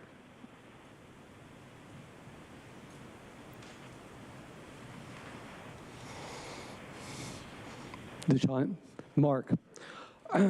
As I said before, this city and the country and all the states are subsidiaries of the country's corporation. You can see that here. I've said before also that for $10 million, which is about the amount I just saw in your graph, and I think you're spending $50 million this year on homelessness, but for $10 million, you could 3D print 10 by 10 structures on Fiesta Island. They would be mobile. They could be given or lent to other cities after our problem was taken care of. And they wouldn't keep having to be subsidized by our tax dollars, like low-income housing is often in perpetuity, forever.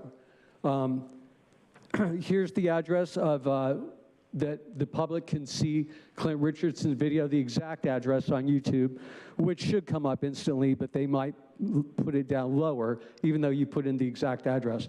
That should tell you something right there. So yeah, for less than $10 million, they could build 7,500 structures on Fiesta Island. They could have several rooms for eating with microwaves, sinks, and such. They could have bathrooms like they have on on Catalina Island at the campground. You already have programs to help the people get jobs. You could help them set up bank accounts. A lot of the people would be in regular society again with $15,000 or $20,000 in their pocket after a year. And you could give the structures or rent them or lease them, whatever, to other cities. This could be solved in a year or 2 years tops. If you printed 10 a day, in 2 years, you would print 7,500 if you had 10 machines. So why you haven't solved it yet is just because you're making money off your corporate model. It's a shame.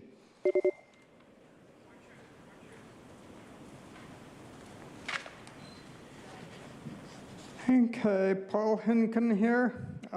At first, I was going to make fun of the moniker for Consolidated Annual Performance and Evaluation Report, or CAPER, as in the plant buds or to leap around stuff, kind of like the BOS the board wants to do. County housing projects may be for the renter, but not for the man on the street. In fact, it takes me back about 700 years. I wrote to you, if you or your building departments approve plans for developers and public housing, you need proper setbacks. Quite frankly, the projects you guys are approving these days with a street but little to no setback, and the next floor projects out and there are stacked windows which project out even further, and it looks more and more like the image of a middle-aged town with houses leaning over the street. Will something like this happen here? The tenants can almost shake hands with their cross-street neighbors on the top floor. But I see that the programs themselves have been so successful that I wonder if we even need all of the long-term funding in the budget you guys just passed. They provided owner rehab, gold 30 houses. They did 45 low-income households below 80% AMI, were assisted 150% this time, provided homeless prevention, 200% of their goal. I noticed that assistance to black families, by the way, is way more than the 4% figure mentioned in the last meeting. So I'm glad. It's a good report overall. Thank you. We'll hear from the next speaker.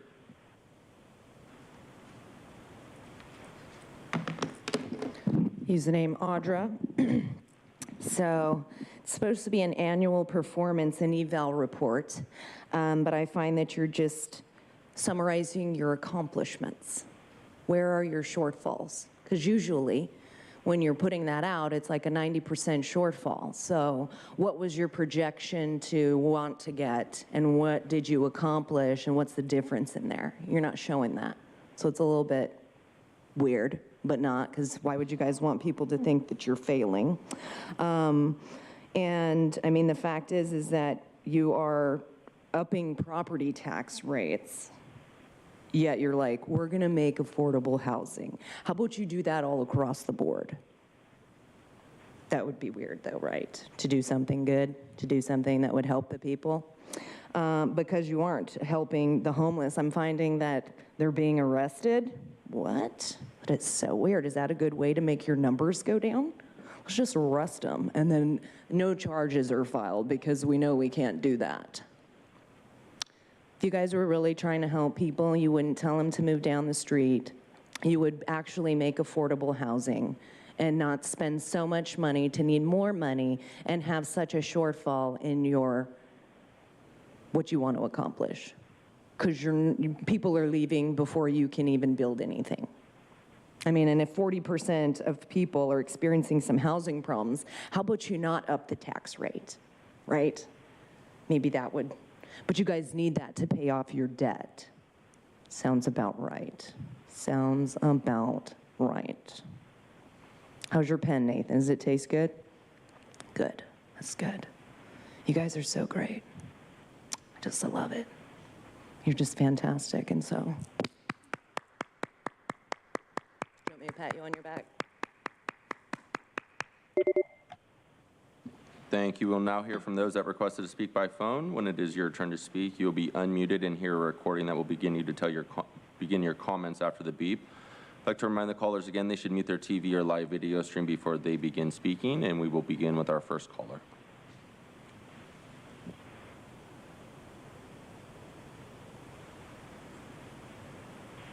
Truth.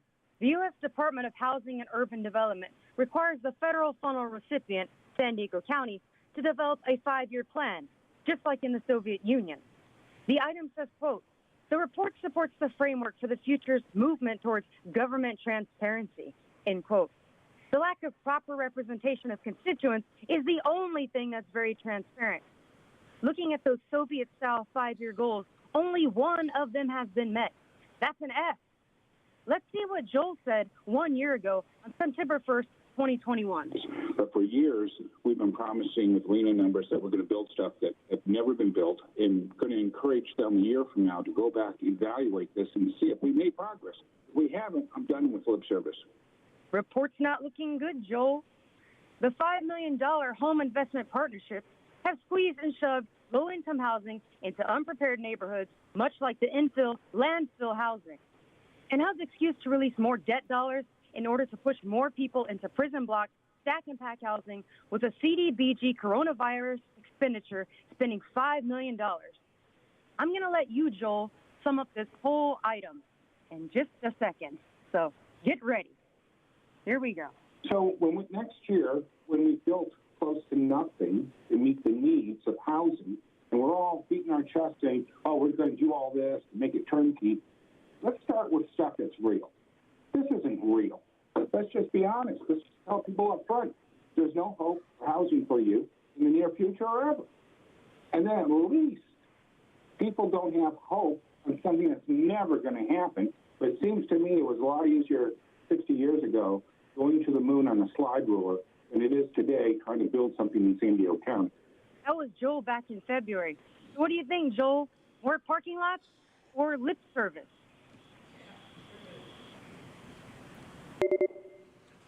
And Chair Fletcher, not seeing any further callers in the call-in queue, that concludes public comment on this item. All right, I'm happy to make a motion to approve. I want to thank our Health and Human Services staff for the presentation, the annual work, identifying critical gaps in services, and really working hard to try and tackle the challenges we face. Housing affordability, homelessness remain top priorities for us as a board, and we appreciate all the work that's been going. Let me ask if there's a second. Second. All right, we have a motion by myself, second by Supervisor Anderson. Please vote.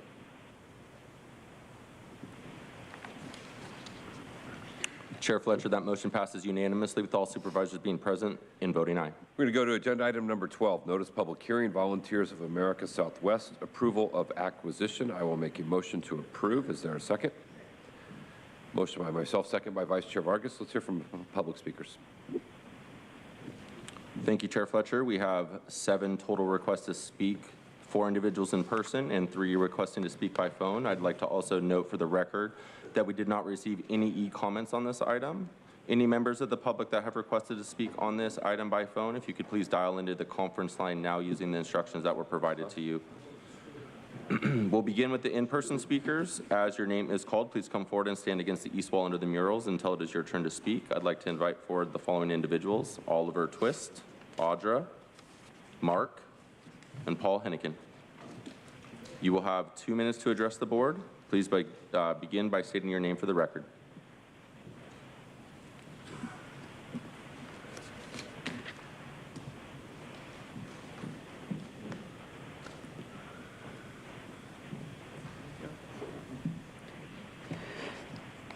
Okay, Paul Hennigan.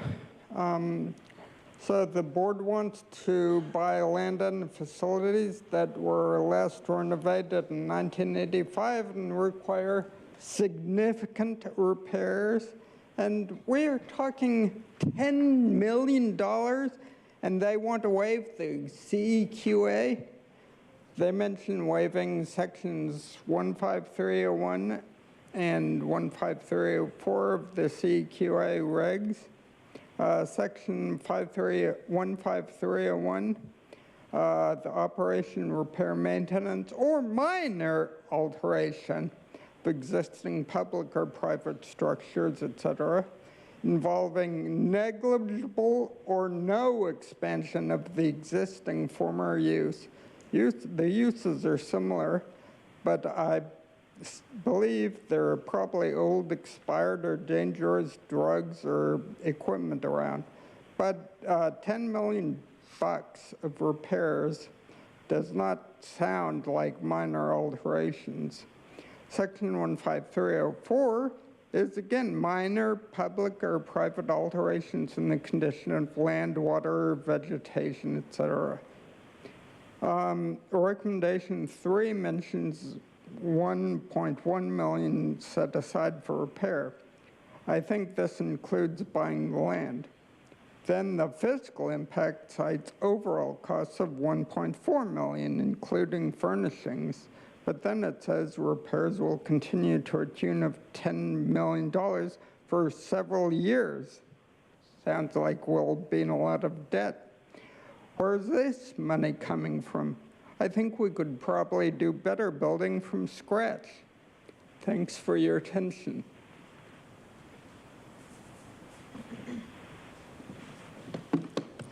Use the name Audra. I was going to say on the last one, it's interesting that it's 5 years that you ask the community every 5 years, what's up? It should be every year sooner than that, because 5 years, that's a long time. Anyway, so I love that you guys like to get into people's stuff and dictate what's fraudulent and, you know, if people are stealing things. I love what you said, Nathan. There's a special place in hell for those who take funding designed to help veterans and the least among us. To betray the trust of taxpayers and the folks counting on those services that are life or death is a level of evil that is massive. Ding, ding, ding. You are so right. Were you saying that in the mirror? Because you should have been. And then I like how James Canning said that whether or not those beds were being allocated will be replaced is not a question I have to answer to. I like that. Why would you answer to that? Because that's, you know, anyway.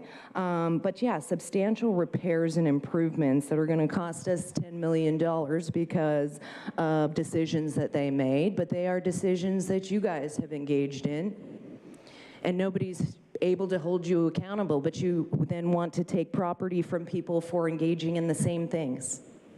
It's pretty ridiculous, because you guys shouldn't be determining things like that.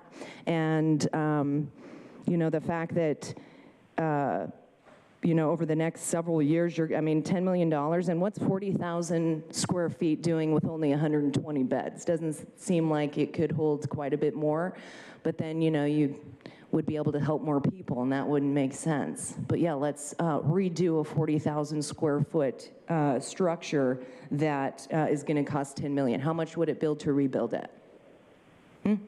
How much would it cost? Probably a lot less. Good to know.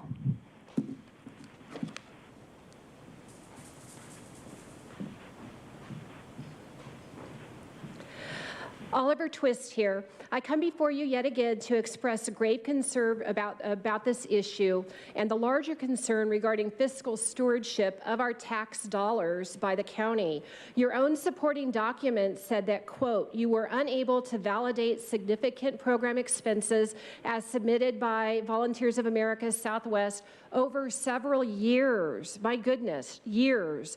It is shocking that fraud, waste, and abuse could occur for such a prolonged time without detection, and it also begs a question of how your accountability systems to protect our hard-earned tax dollars are set up.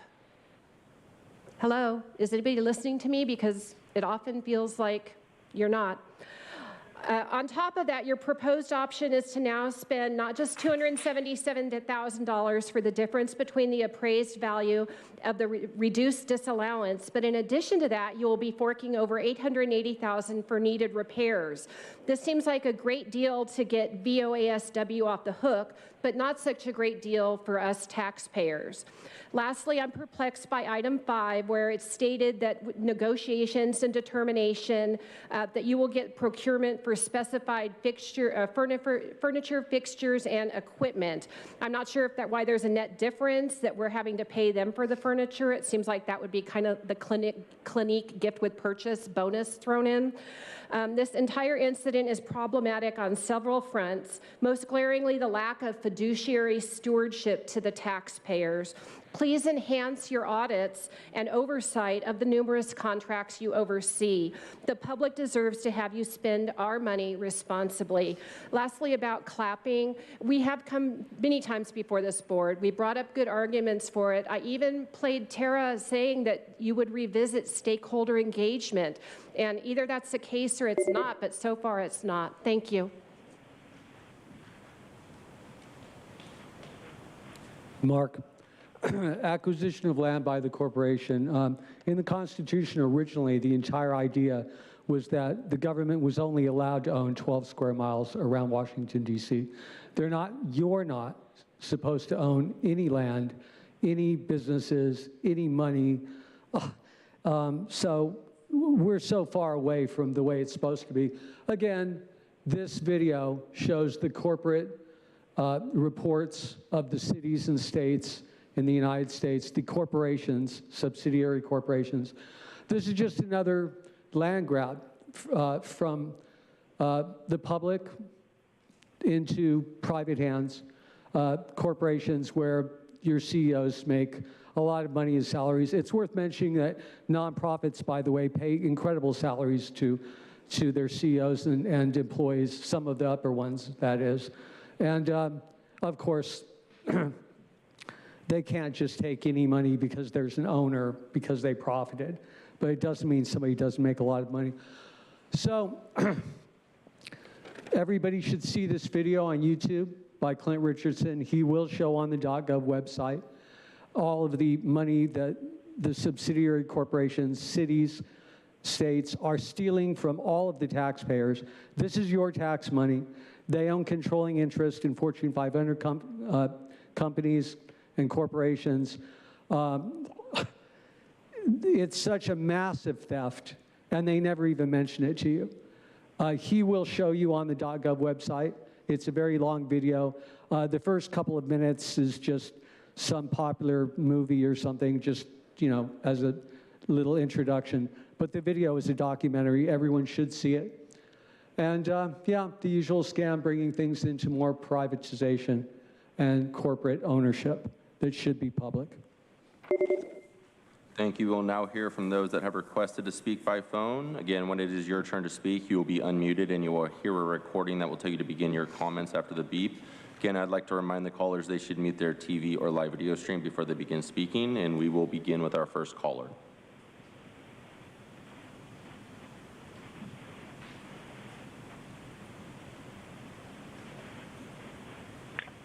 This is Truth. For the record, the call-in system hung up on my call for the last two items, and I had to redial last second. Nice try, guys. Didn't work. This item is alleging that over the years, while contracted with the county, Volunteers of America Southwest spent a significant amount of money that went unaccounted for. Then the county requested a refund. Now there's a settlement for the 1.76 acres of land in National City that has two buildings on the property that Volunteers of America Southwest used as an alcohol and drug treatment facility. But apparently, they let the buildings degrade to nothing and left people in recovery in deficient conditions because this item says the buildings require significant repairs. Now the county wants to spend about $227,000 to acquire the property, $888,000 towards maintenance, plus about $310,000 to buy furniture, fixtures, and equipment from the parent company, Southern California Development Corporation of Volunteers of America, who allowed their subsidiary to cause all this trouble to begin with.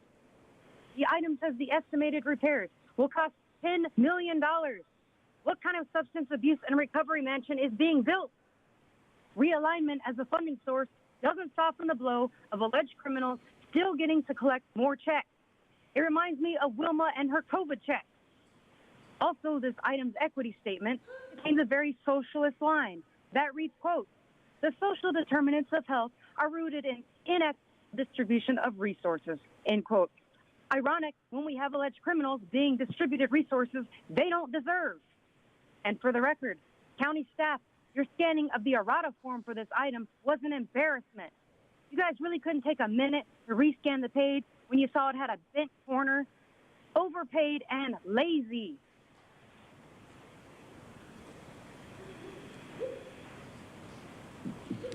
Thank you. We'll go to the next caller.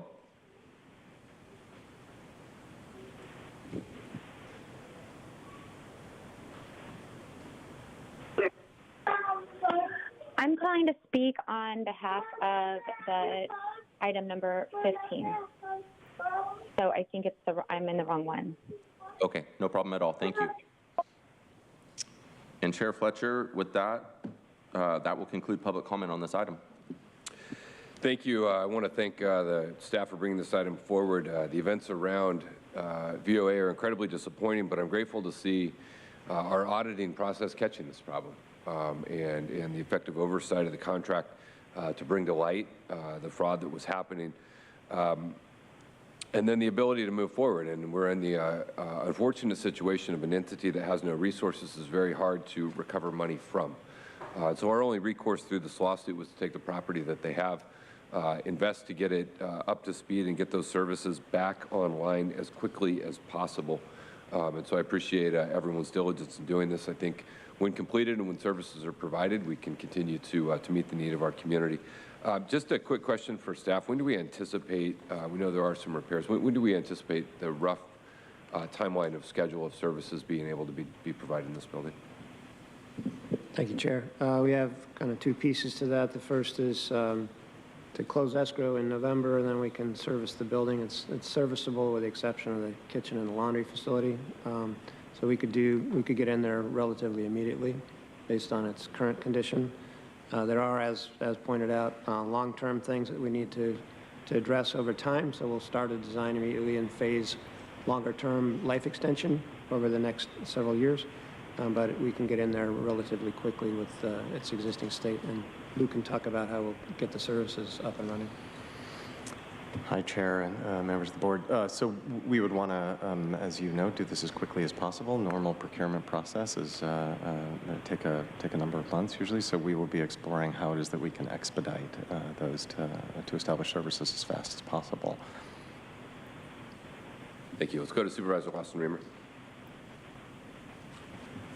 Yeah, first of all, I just want to thank staff. I know this has been a lot of work investigating the case, and it's just really sad that we had to come to this, but you know, it's so important that we do hold entities accountable, and you know, when we have this kind of fraud that is supposed to be helping seniors and veterans, you know, we have to track it down, and we have to make sure that we're protecting the public trust, and I really appreciate the work that you've done to come to this agreement. And there's obviously work to be done. I think this building has promise and potential, but it's not ideal. It would have been better to be able to recover the money, but I think this is a good solution given the options that are available, so thank you. All right, thank you. We have a motion by myself, seconded by Vice Chair Vargas. Please vote.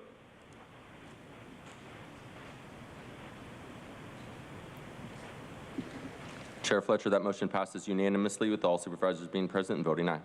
We're going to go to agenda item number 13.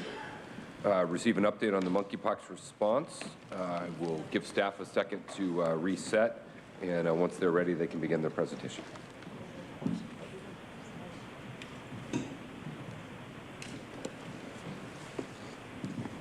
Chair Fletcher and members of the board, on August 2nd of this year, our public health officer, Dr. Wilma Wooten, issued a declaration of local health emergency pursuant to California Health and Safety Code Section 101080 as a result of the global outbreak of monkeypox and the local impacts to public health. I am joined by Dr. Wooten, who will provide an overview on the current monkeypox outbreak and our actions taken to date.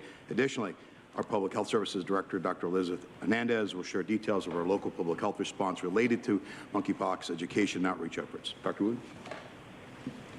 Thank you, Nick. Good morning, Chair Fletcher and members of the board.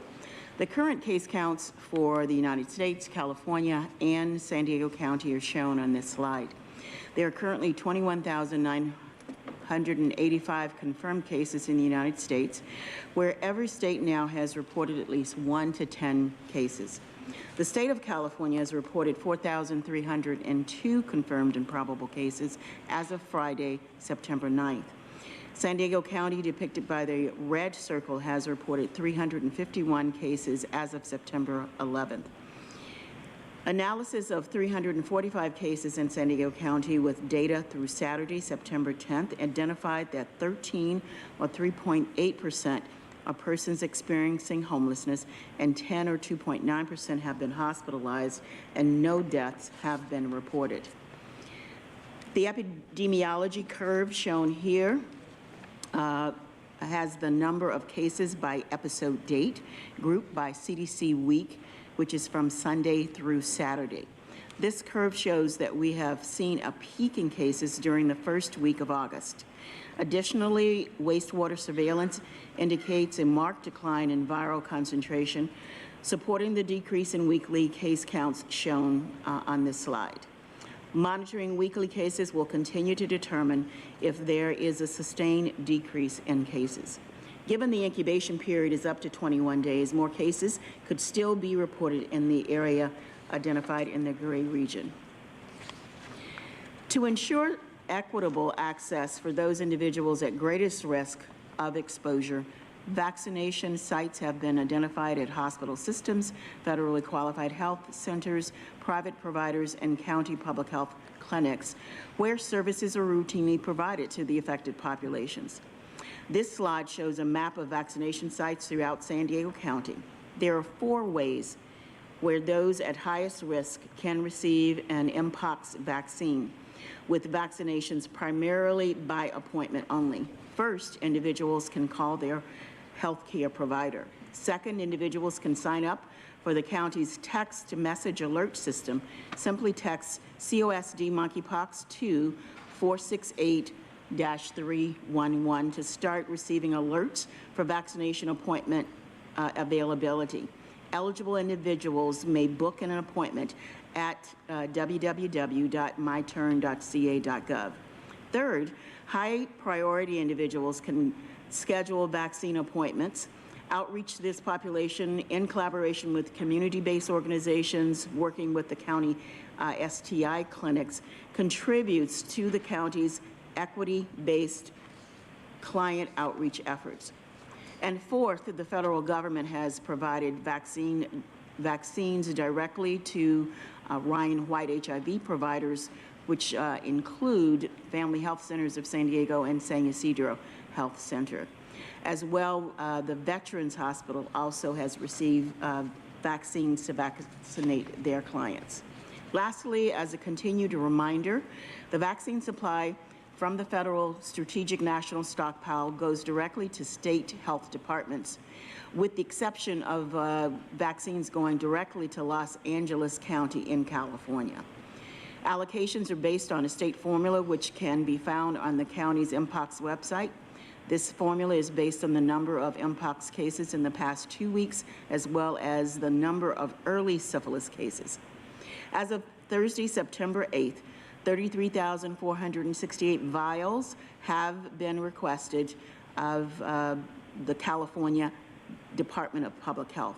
The county has received, however, 7,917 vials from the state, which has been allocated and distributed to hospital systems, federally qualified health centers, and our county clinics. As vaccine allocations slowly increase, staff will continue to work with community partners to vaccinate those individuals who are exposed and those who are at greatest risk of exposure. Now please welcome Dr. Elizabeth Hernandez to report on outreach efforts. Thank you, Dr. Wooten. Education and outreach efforts continue countywide to provide the latest Mpox information. As of September 9th, a total of 28 telebriefings have been conducted or scheduled via various sectors. Some of the education and outreach achievements are displayed on the right side of this slide. These include reaching over 1,900 people directly via telebriefings, conducting 18 community presentations to several community groups, including the Regional Task Force on the Homeless and community town halls, reaching over 650 individuals. More than 19,000 have been reached via e-blasts. The MPOX website has had over 152,000 views since it's launched on July 1st. Additionally, over 7,000 individuals have signed up to receive updates via the county's MPOX text alert system. Alerts can be received in both English and Spanish. And over 5,000 flyers have been provided to LGBTQ+ community partners, persons experiencing homelessness, and to 34 county library branches. Since our last presentation to this board, some of the community engagement and preparedness activities as it relates to persons experiencing homelessness includes continuing to provide updates and information at the Regional Task Force on the Homeless, general and subcommittee meetings, conducting vaccination events aimed at persons experiencing homelessness via foot teams, and distributing over 1,000 hygiene kits to unsheltered individuals with bandages and MPOX information, with more on its way. Additionally, we've provided resources, including isolation and quarantine guidance, to all shelters through the Department of Homeless Solutions and Equitable Communities. Lastly, next week, the county will be conducting 2 MPOX trainings for shelter operators and workers specifically.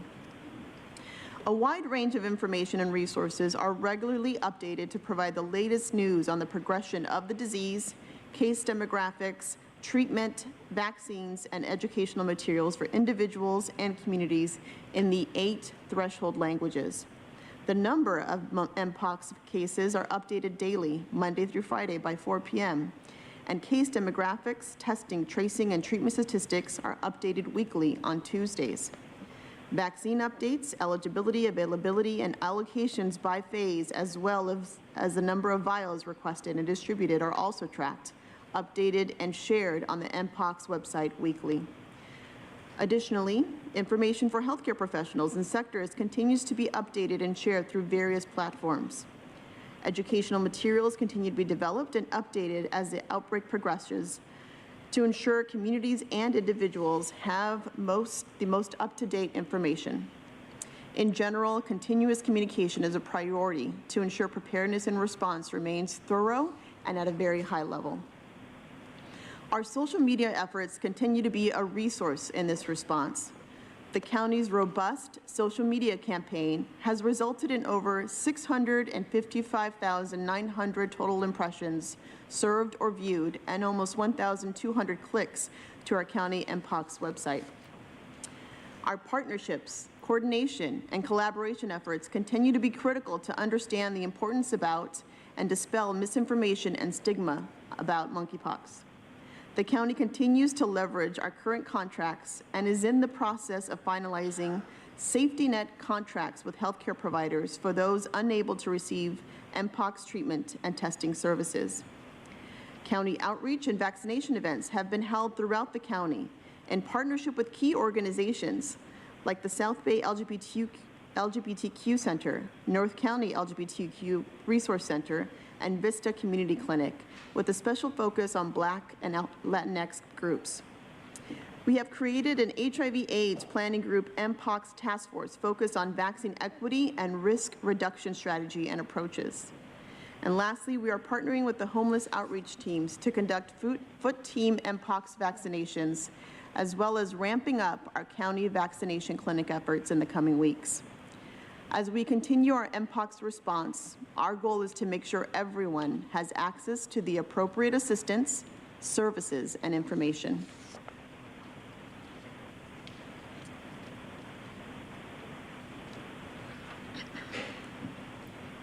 In addition to receiving this update, we recommend your board take the following action with respect to this item. Find that there is a continuing need for the local health emergency until no longer needed, subject to the California Health and Safety Code Section 101080 requirements. Thank you for the opportunity to provide today's presentation. Subject to your questions, this concludes our presentation. Thank you, Dr. Wooten, and thank you to our entire public health team for all of your work in response to this. Let's hear from our public speakers, and then we'll come back to the board. Thank you, Chair Fletcher. We have 15 total requests to speak, 8 individuals in person, and 7 requesting to speak by phone. I'd also like to note for the record, we received 23 e-comments on this item. None were in favor, 21 were in opposition, and 0 were neutral. Any members of the public that requested to speak on this item by phone, if you could please dial into the conference line now using the instructions that were provided to you. We will begin with the in-person speakers. As your name is called, please come forward and stand against the east wall under the murals until it is your turn to speak. I'll be calling individuals in groups of 5.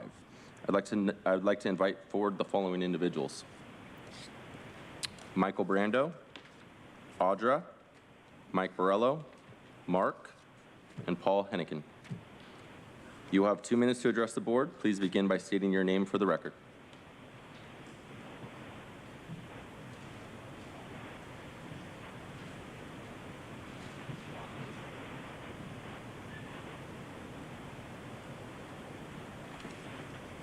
Michael, these comments relate to what I'll say after.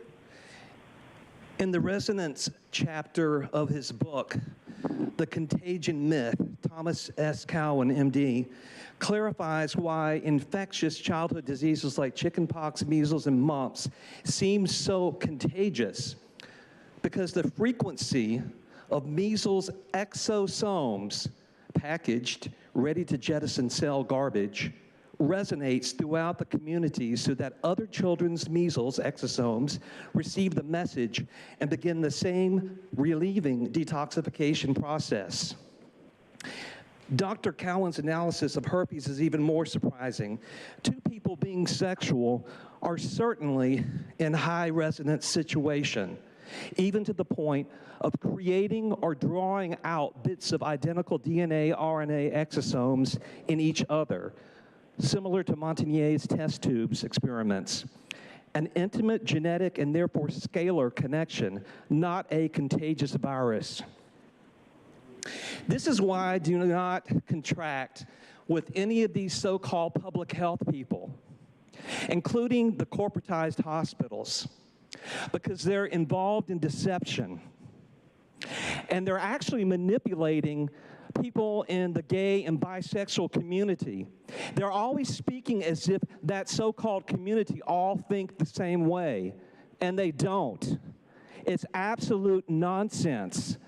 Most likely the resonance is happening between people being intimate because they're both experiencing detoxification from the poison injections. That's all you people want to do, is stick people in their arms. People are catching on. This is coming forward. Your days are numbered when it comes to this. It's over. Monkeypox. Oh, I mean monkeypox to a more politically correct name. Perhaps the board has more important things to worry about than things like political correctness and equity. But if you guys want, I can send you the list of the 30 or so names that are already taken. Let me know. Monkeypox may be spread by fecal-to-fecal contact. So I hope the people in the affected communities are taking precautions with their sexual conduct, like condoms and hand washing. You should only declare a county emergency if it affects the entire county. Public health emergencies should be for combating actual threats, not used as a backdoor to health care or economic reform. We're tired of being scammed by you guys. Let me repeat. The HHSA website as of August 24th lists 239 total monkeypox cases, but they had an asterisk. The cases are confirmed monkeypox or probable orthopox viruses. That's the list of 30. The CDC lists about 30, and there are a few more. Which one is it? In the demographics, it lists 209 cases, of which 205 are male, by the way, making up 100% of the total. Not sure how the other 30 cases or how 205 is 100% of 209. But anyway, thanks for your attention.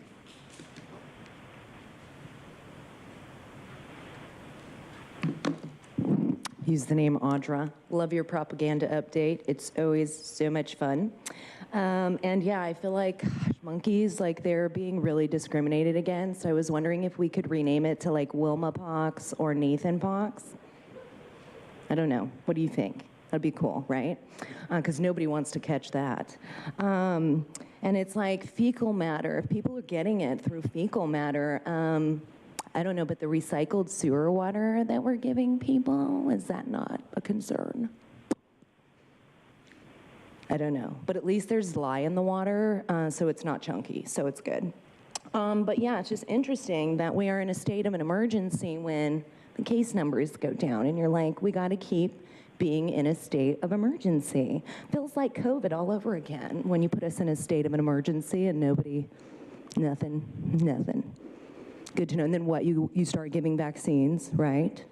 Right, and then people start dying, right? But it's the unvaccinated, right, Nathan? We're killing everybody. It's crazy. How are we still alive? Huh, I don't know, it's so weird. But you love money, so you gotta keep us in a state of an emergency. So I'm just wondering when the zombie apocalypse comes, right, that the CDC's told us about, it's good. It's gonna be from the vaccines. So I'm just wondering when to expect that state of emergency. Not yet? I don't know, like how many can we be in at one time? How many, do you know? I mean, is it like up to you to decide that? I mean, because the deaths in the jails, like, why would that be in an emergency? You know, or homelessness, that's, you know, it's all good. I love your mask, Wilma. It's protecting you very well. I think the oxygen isn't getting to your brain. It's good. But that's all right, you're Dr. Death, and so, you know, you're doing a very good job. Let's get it. Thank you. Before the next speaker goes, Dr. Wooten, we appreciate all that you do. We appreciate. Outbursts from the chamber are disrupting the proceedings of the meeting. Dr. Wooten, I want you to know, you know what? We will get to him, and he'll get his time, but I have my time to speak too. And if you outburst from again, you will be disrupting the conduct. We'll remove you as well. We have a rules of procedure to conduct this meeting. You will be able to get your full time and be able to say what you want to say. Dr. Wooten, I just want you to know that this board and the broader community of San Diego appreciate what you're doing, appreciate all that you've gone through in trying to save lives, including the ridiculous comments that we see directed at you personally. And please know that you have our full support and you have the support of the people of San Diego. Next speaker. Thank you. And as the next speaker is coming to the podium, I'd like to invite the additional speakers, Consuelo, Matt Baker, Sean Fredrickson. Mike Barillo. Wikipedia defined in November 2002, an emergency is a situation that poses an immediate threat to human life or serious damage to property. A false report of an emergency is a crime. About 5 years go by and they embellish on the definition, but then in early 2007, a false report of an emergency as a crime was removed from the definition. Seems the adage, never let an emergency go to waste, required legal adjustments that year. Can't have our officials going to prison. Current definition reeks with fear on emergency. It's an urgent, unexpected, and unusual dangerous situation that poses an immediate risk to health, life, property, or environment, and requires immediate action. Most emergencies require urgent intervention to prevent a worsening of the situation, although in some situations, mitigation may not be possible, and agencies may need only be able to offer palliative care for the aftermath. Then in fine print, while some emergencies are self-evident, many smaller incidents require that an affected party decide whether it qualifies as an emergency. But then it goes on. The precise definition of an emergency, the agencies involved, and the procedures used vary by jurisdiction, and this is usually set by the government, whose agencies are responsible for emergency plan and management. So I'm a little bit confused on emergency in this situation. Was it the gay men of San Diego, or do you all qualify this monkeypox emergency? It would be so laughable if it weren't my tax dollars being spent. I don't consent to my tax dollars being spent on a false emergency. Thank you. Mark, well, I did a little math really quick. I believe Wilma's graph stated that in San Diego, I think it was 351 cases. So when you divide that from 3.34 million, the population of San Diego County, it's something like 1 out of 950 people. For perspective, 1 out of about 115 people died just from something. That was the normal mortality rate in the United States before COVID, before a couple of years ago. So 1 out of 15 people dying. And by the way, with COVID, last time I checked, I think it was 1 out of 650 that died. This is 1 out of 950, pretty close to 1 out of 1,000. And it's not dead, it's just that there's a case of monkeypox. So I don't really think that's an emergency. I do understand how you'd like to use any opportunity to get money from the federal government. However, it's very debatable whether it will be spent. Well, there's total corruption all throughout the system with CEOs and intermediate people making lots of money. So it's very debatable how much of that will really reach the public that needs it, which seems, according to the news, to be mostly the gay community, I'm sorry to say. So yeah, it doesn't sound like a real emergency. Let's see, I've got 27 seconds left. Also, you're grouping people together when they clap or anything like that. People are individuals. We are not a group. If some people tend to share some values, it doesn't make them a group. And it certainly isn't valid in any way to say that you could clear the room of a group because a few individuals do something. You're supposed to have 3 warnings. Thank you. We'll go to the next speaker. Okay. Consuelo, again, like Audra said, Nathan Fletcher, you do not speak for the people of San Diego County. Wilma Wooten, love you as my sister, but I don't love your lies, okay? Monkeypox. It started as a virus and has mutated into an IQ test. The fluoride in the water and the lithium in the air is truly working for you all. Questioning and doubting the most historically corrupt and fraudulent companies and entities in the world does not make you anti-anything, nor does it make you a conspiracy theorist. Actually, questioning is and should be the place of reason. The fact that questioning has become so taboo should in fact send chills up everyone's spine. You know why they don't spray the kids with DDT anymore? Because someone questioned settled fucking science. Stop living in fear already. Fear is the memory of pain. Addiction is the memory of pleasure. Freedom is beyond both. Monkeypox. Evil people rule the world. Once you understand that, your future is clear. You will either be destroyed by them or they will destroy you.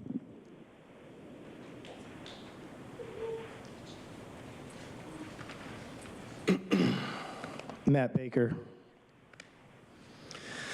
The wind is still blowing indeed, but the tide is turning, I feel, and the great awakening is upon us, because the people are starting to understand what is really going on. And what are we doing here again 1 year after I stood at this podium?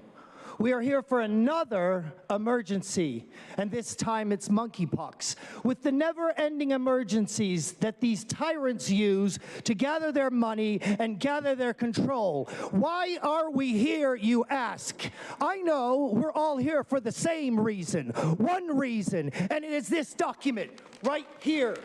It is the Constitution of the United States of America, and we are all interested in it. The people are interested in saving it. We hold it dear to ourselves, and you all piss on it daily. You piss on the First Amendment, Nathan. You piss on the Second Amendment. You try and take all of our rights away for your pissant emergencies. You give it all up for your science. But how is your science doing now? The Wuhan lab? Oh, maybe it might be the Wuhan lab. The vaccine? Oh, Deborah Burke said, oh, we never thought it would help. Fauci? Oh, we never said we'd lock down. Give me a fucking break. Give up the charade. You guys are a joke. Why are you doing this to the people? We hold these truths to be self-evident. You are not here to boss over us. You, Nathan, are not here to talk down to the people like they are children. I showed up in a good mood, and you throw your little fucking tantrum like a baby up there. You are a baby. Goodbye.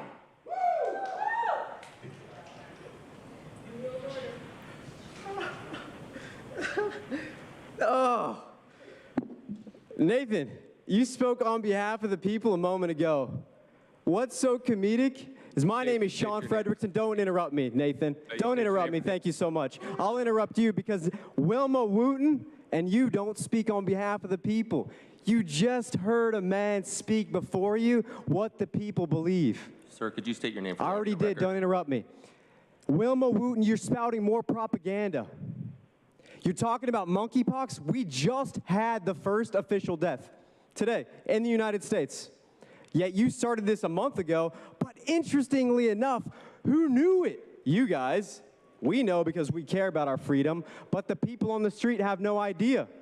So I went and asked him. I went and asked about a dozen people in front of this building, your district, and I said, hey, do you guys know we're in a local state of emergency? You know the response, Nathan? Nope. I said, all right, well, what are the symptoms, Wilma, of monkeypox? Nobody knew. Well, why are we in a local state of emergency, Nathan? If your constituents, and Wilma, your constituents, even though you're not elected, have no idea what it is. They're playing at the beach.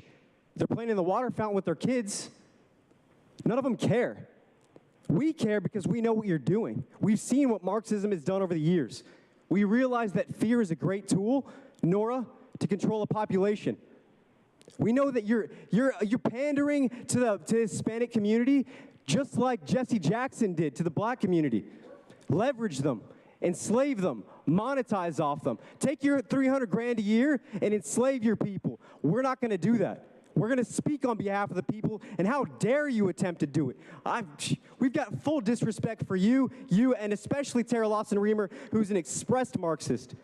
No, thank you. You have no right. The people are rising up. To note for the record, last speaker was Sean Fredrickson. We will now hear from those that requested to speak by phone. When it is your turn to speak, you will be unmuted and you will hear a recording that will tell you to begin your comments after the beep. Again, I'd like to remind the callers they should mute their TV or live video stream before they begin speaking. And we'll begin with our first caller.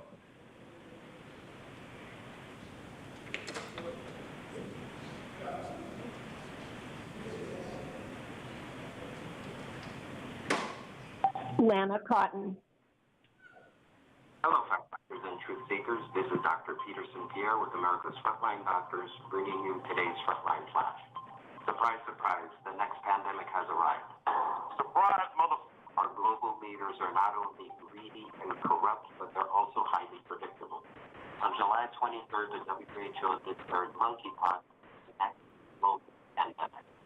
So the WHO director went ahead and made this announcement without a consensus among the experts on the UN Health Agency Committee. This is the first time a UN chief has made a unilateral decision without expert recommendation. So what exactly is monkeypox? It's a variant of smallpox that's been around since 1970. It wasn't a threat to us then. It's not a threat to us now. It's primarily spread through contact with bodily fluids. It is not airborne, and it's rarely ever fatal. The CDC right now on their website says that asymptomatic spread is not something that happens. So please go to their website, screenshot that, because you know they will change it as propaganda continues. It's also spread through sexual contact, and the vast majority of people as of right now who have it are homosexual and bisexual men. who make up less than 1% of the global population. So how is this a global emergency exactly? And if you want some simple treatments, you can go to truthforhealth.org. Come on, people. We've seen this movie before. We know these declarations of emergency always precede the next wave of tyranny. So this is a reminder that regardless of the virus, regardless of the propaganda, you must say no to lockdowns, you must say no to mandatory shots, and you must say no to fear. Ladies and gentlemen, the real news of right now continues. Thank you. Your time is up. We'll go to the next caller.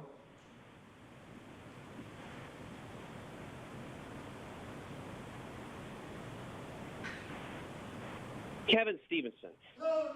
First, I would like to thank Wilma Wooten for telling the truth. Yes, the truth, and not being afraid of what these anti-vaccine ingrates have to say.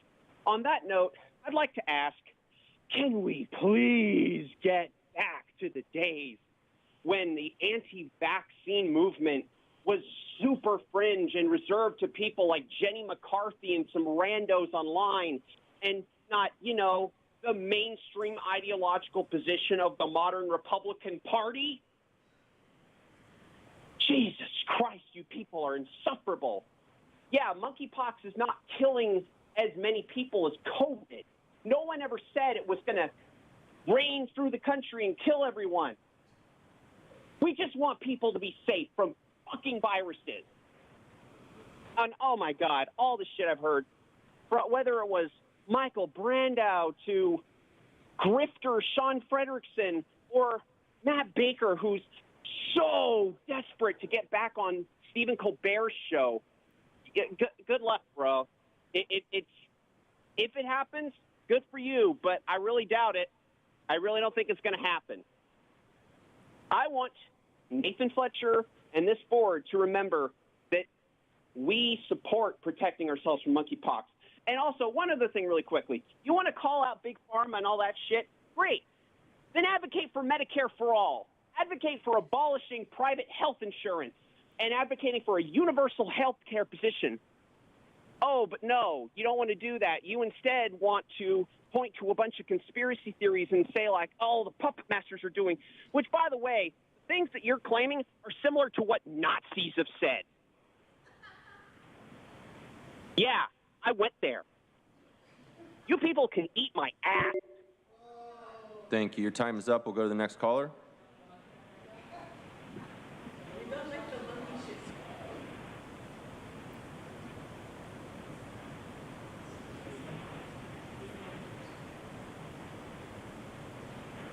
Truth. If they did that, they might get monkeypox, you fool.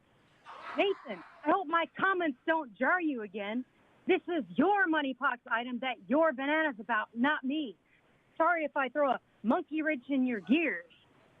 So the longer I think that we drag this emergency out, the next time that we have an actual emergency, people are just going to tune us out.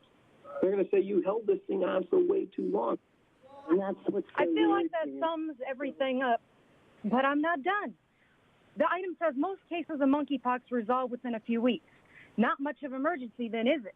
Some probable cases, but that isn't stopping these supervisors from spending $1 million on yet another false emergency. And we all know there'll be what Joel calls free money coming down the sewage pipelines of the toxic state and federal funnels. This item also mentions trusted messengers, otherwise known as professional propagandists, foot teams, which sounds like the Foot Clan from the Ninja Turtles, and contact tracers, otherwise known as biodata stalkers. The Genios vaccine being pushed here was created by a Danish biotech company called Bavarian Nordic. The Genios package insert says, after receiving the vaccine, 1.3% of recipients reported cardiac adverse events of special interest, which means the vaccine is more deadly than monkeypox. Isn't that interesting? You know, I forgot to play a part of the video. Let me try that again. Sorry about that. Here we go. People aren't going to buy it. That means this is bullshit. These emergencies that you keep us in. So what we have here are witches in white coats, like Wilma of the West, selling big pharma witches' fruit.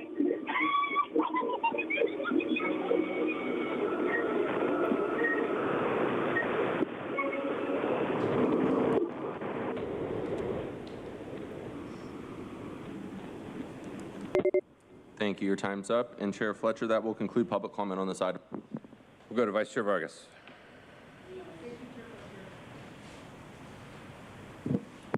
I just want to say thank you for the presentation, all the work that the county has done, continue to do on COVID-19 response. I particularly want to thank Dr. Wooten and her team for all of the work. But the arrival of the latest COVID-19 boosters to our county to protect against the latest variants, I'm really glad to see that we are actually recommending actions to accept the supplemental.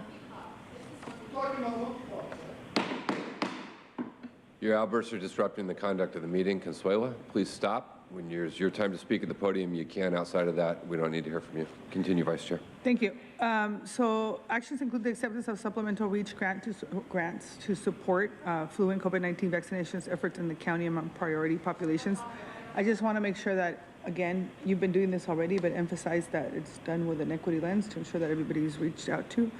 And then I think this funding is going to be extremely important to continue our outreach and messaging efforts to encourage residents to protect themselves against others against COVID-19, make sure that they get vaccinated. I'm also very supportive of the proposed contract with Thermo Fisher, as it will allow us to test COVID-19 testing and other testing administered by the county at a faster rate, as well as to allow the county to conduct environmental water quality testing. So I want to just say thank you for all the work that you've done. I apologize, Vice Chair Vargas. I apologize. We don't need any outbursts from the chambers. The supervisor doesn't need your help. She can say what you can come say what you want. She can say what she wants. This is the second group warning. If the outbursts from the chamber continue, we will clear the chamber. One more time, we will clear the chamber, and you'll come in one at a time to speak. The board will conduct its business. You'll have the opportunity to speak when you have public comment.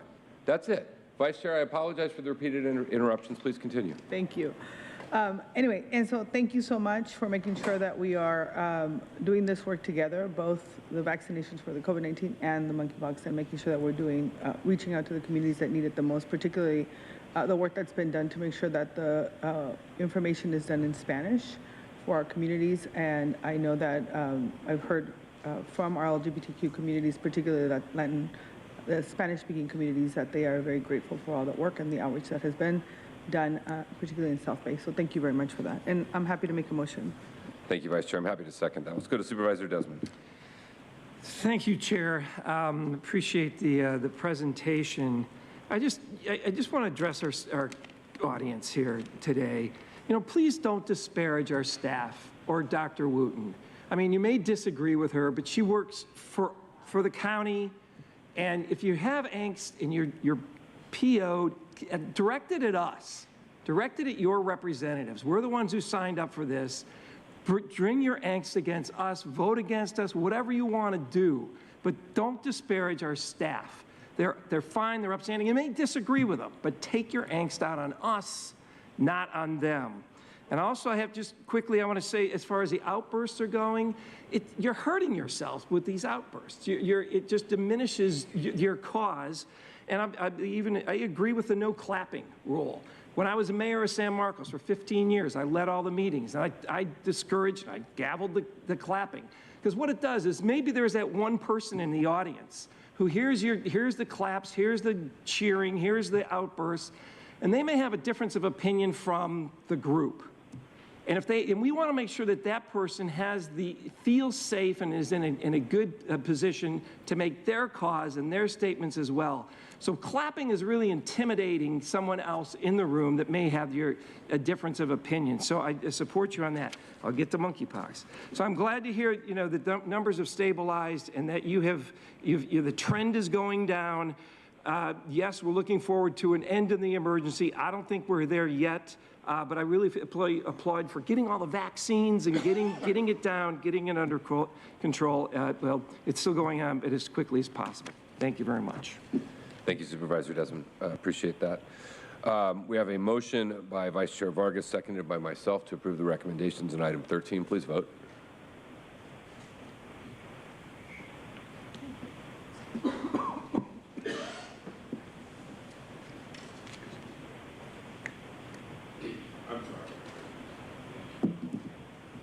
Chair Fletcher, that motion passes unanimously with all supervisors being present and voting aye. We'll go to agenda item number 14, receive an update on COVID-19 response. I'll turn it over to staff for your presentation. Good morning, Chair Fletcher and members of the board. Please welcome our Public Health Officer, Dr. Wilma Wooten, who will provide a public health update. Thank you, Gary. Good morning, Chair Fletcher and members of the board. For the 14-day period from August 27th through September 9th, daily cases reported ranged from 216 to 753 cases. The average number of cases for the week of August 27th through September 2nd was 552. The average number of cases for the following week of September 3rd through September 9th was 393. Therefore, the percentage change was a decrease of 29% between these 2 weeks.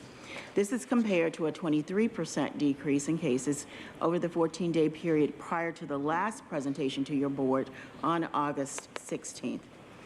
Looking at the same 14-day period from August 27th through the 9th of September, in addition to cases decreasing by 29%, hospitalizations decreased by 7%, going from 257 to 238 admissions.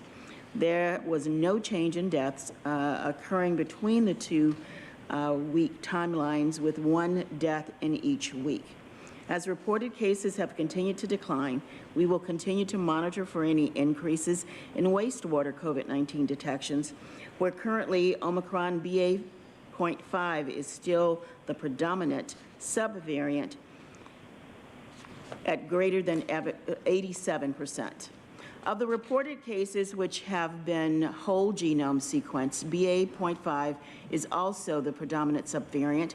However, these cases have resulted in very few hospitalizations. We continue to report on the CDC COVID-19 community levels framework. This was developed to help the public understand the impact of COVID-19 on the healthcare system. You will recall that the last update to your board, our county had a medium or yellow COVID-19 community level. However, as of September 12th, yesterday, San Diego County is again at low or green community level based on metrics for case rates, new COVID-19 hospital admissions, and the percent of staffed inpatient beds occupied by COVID-19 patients. Given the current low community level, the county will continue to implement the actions specified in the low community level section as indicated in the green box on this slide. The low community level supports and aligns with the decrease in cases and hospitalizations seen during the past month or more. The decline in daily cases reported is heavily influenced by COVID-19 vaccinations. These resulting outcomes have only been possible due to the unique collaborative efforts of community and county partnerships. As of September 7th, over 7.7 million vaccine doses have been administered. Note that the eligible population now includes those individuals 6 months of age and older. Over 3 million, or 90.3% of the eligible San Diego County residents have received at least 1 dose. Over 2.66 million, or 79.9%, have been fully vaccinated. As well, we now have stratification of first and second boosters on our website. Over 1.4 million first booster doses have been administered to eligible county residents, which is 59% of individuals who are eligible for a first booster dose. Additionally, over 287,000 second booster doses have been administered, which is 39.9% of individuals who are eligible to receive a second booster dose. These results include aggregate data provided by Veterans Affairs and the Department of Defense. On August 31st, the FDA approved the emergency use authorization for the bivalent vaccine from both Pfizer and Moderna. Bivalent booster vaccines offer protection against the original SARS-CoV-2 virus and the highly mutated Omicron subvariants, which are still circulating at high levels across the nation, the state, and locally. Previous versions of the mRNA vaccines just protected against the original strain of SARS-CoV-2. These new vaccines are the only vaccines now available to be used as a booster. In closing, throughout the past 2 years and almost 6 months of this pandemic, everyone has continuously been encouraged to be COVID safe. We encourage everyone to follow the recommendations cited on this slide and take these recommendations seriously. By following these actions, everyone can protect themselves, their family members, and their friends, as well as their communities. Now please welcome back to the mic, Gary Johnston. Thank you, Dr. Wooten. In addition to receiving this update, we recommend your board take the following actions with respect to this item. Ratify all actions taken in response to the local health emergency and local emergency. Authorize the acceptance of $459,042 in supplemental racial and ethnic approaches to community health grant to increase COVID-19 and flu vaccine awareness, access, and confidence among priority population. Ratify the acceptance of CFID GenExpert 4-plex kit laboratory test supplies valued at $470,272 and authorize the chair of the Board of Supervisors to sign letters of appreciation to donors upon receipt. In accordance with Board Policy A-87, approve and authorize negotiations with Thermo Fisher Scientific Incorporated and award a grant for Kingfisher Flex equipment, maintenance, consumables, reagents, and supplies. Adopt a resolution entitled Resolution Authorizing Continuance of Teleconference Public Meetings pursuant to Government Code Section 54953. Subject to your questions, this concludes our presentation. Thank you. Let's hear from the public. Thank you, Chair Fletcher. We have 21 total requests to speak, 12 individuals in person, and 9 requesting to speak by phone. I'd also like to note for the record that we received 23 e-comments on this item. None were in favor, 19 were in opposition, and 1 was neutral. Any members of the public that requested to speak on this item by phone, if you could please dial into the conference line now using the instructions that were provided to you. We will begin with the in-person speakers. As your name is called, please come forward and stand against the east wall under the murals until it is your turn to speak. I will be calling individuals in groups of 5. I'd like to invite forward the following individuals: Mark, Michael, Kara, Jeff Noway, Oliver Twist.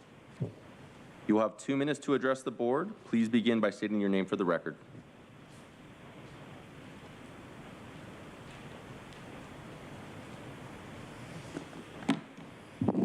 Michael, these comments relate to COVID. The real goal has nothing to do with so-called public health. The real goal is to dissolve and destroy human culture and to replace it with an artificial intelligence, techno-fascist culture, a culture in which we have forgotten what free human beings are. The crimes that were perpetrated during the so-called pandemic years of 2020 to 2022 was perhaps the greatest ever committed against humanity, and it is still being perpetrated. Those are the words of Naomi Wolf, the bodies of others. The new authoritarians, COVID-19, and the war against the human. Everybody at home, read this. It's a fantastic book. Helen's not here. I'd recommend her staff to read it, although they won't listen because they have too much invested in lies. Just like Jim Desmond up here, who tries to play, I'm a Republican good cop, and starts lashing out against the public. And then Nathan Fletcher always saying he speaks for San Diego County, and all, he uses the word all of San Diego, just like he did when he mocked people here when he was addressing Paul Gunn last 2 weeks about Monkeypox. It's hysterical. This is great because you're showing your true nature. You're showing your true nature. People are catching on, and it's a beautiful thing. Have a blessed day.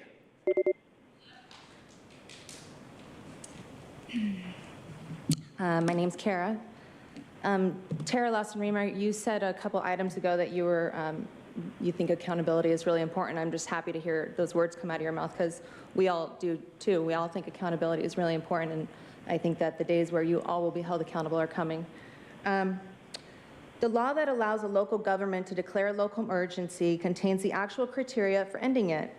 In Government Code Section 8655, it defines an emergency as the duly proclaimed existence of conditions of disaster or an extreme peril to the safety of persons and property, which are likely to be beyond the control of services, personnel, equipment, and facilities of that political subdivision, and requires the combined forces of other political subdivisions to combat. We are not there. And to say otherwise is you're telling all of us citizens, all of our friends and family that work in hospitals, that they're all stupid. We know better. 2 years ago, we were scared. I even fell for the 2 weeks flatten the curve crap. I disinfected. I did all of the things that you told me to do. I was a really good girl. I was a good girl. But not anymore, because this is all crap. And Nathan, it was a week ago that you abandoned our county and flew private, I'm assuming, right, with you and your infamous wife to go and have dinner with the vice president at the VP mansion. What about the state of emergencies? How could you abandon us in such a scary time? We're under not one, but two? I wouldn't be surprised if we were under more than that. And furthermore, I just left a council meeting where Dr. Scott Youngblood gave a 15-minute presentation about how the vaccines are actually causing these issues for us. I encourage everybody to look it up on the website and watch his presentation. It's great. So Board of Baby Dictators, it's a very simple question. Is the scamdemic beyond the control of the services, personnel, equipment, and facilities? Does it require the continued forces of other political subdivisions to combat? If no, then the law requires you to terminate it. Thank you. We'll go here from the next speaker.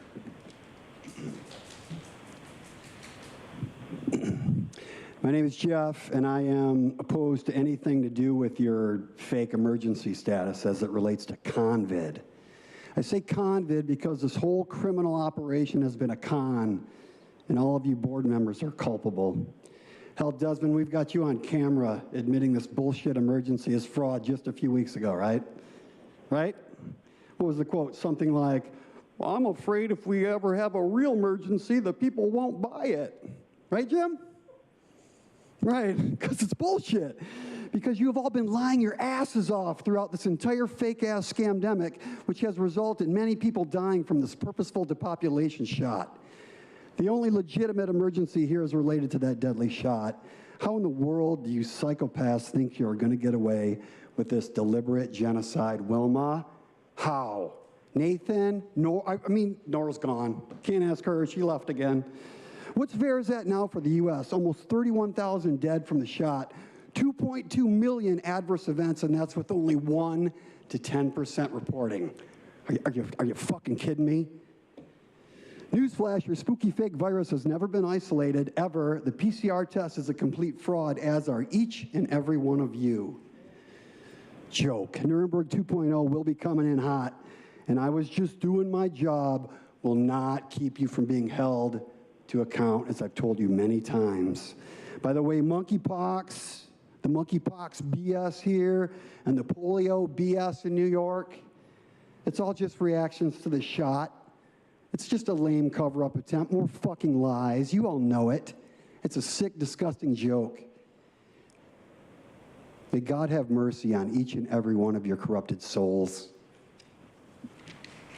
As the next speaker is coming to the podium, I'd like to invite forward Audra, Mike Borello, Paul, Consuelo, and Matt Baker. Mark, it's important to review the events that have occurred during your emergency measure. Newsom single-handedly destroyed 40% of the economy and small businesses, mostly small businesses in California, which made the homeless problem much worse, which is a great opportunity for you guys to make money corporately, of course. Many more children are getting vaccinated.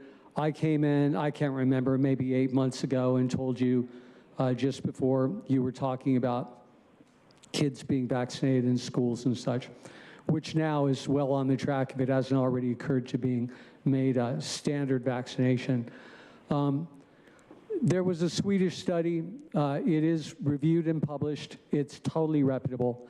It proved that there were cases of hepatitis. It's been a long time since I talked about this. I didn't think about talking about it today, or I would have reviewed it better. But it did state that it caused a form of hepatitis in adults in their liver cell, and that it might be able to bridge the placenta of a woman that's pregnant, and in her placenta. They wanted more work to be done on that, more studies. Of course, everything was just rammed through. This is the mRNA vaccines. There were 2 of them. I was begging you guys not to vaccinate children. They have such a small risk of any type of death or danger whatsoever. There's actually a much higher risk of adverse events if we look at the past of adult vaccinations. This is all just to get the kids used to being vaccinated and doing whatever the government says. And it's very totalitarian, usual Hegelian dialectic. Thank you. Next speaker. Yes, Paul Hinken. At this point, nearly all Americans have some form of immunity from COVID. Hospitalization rates haven't been high for months. But case counts remain high in much of the country. Why? It's a money game.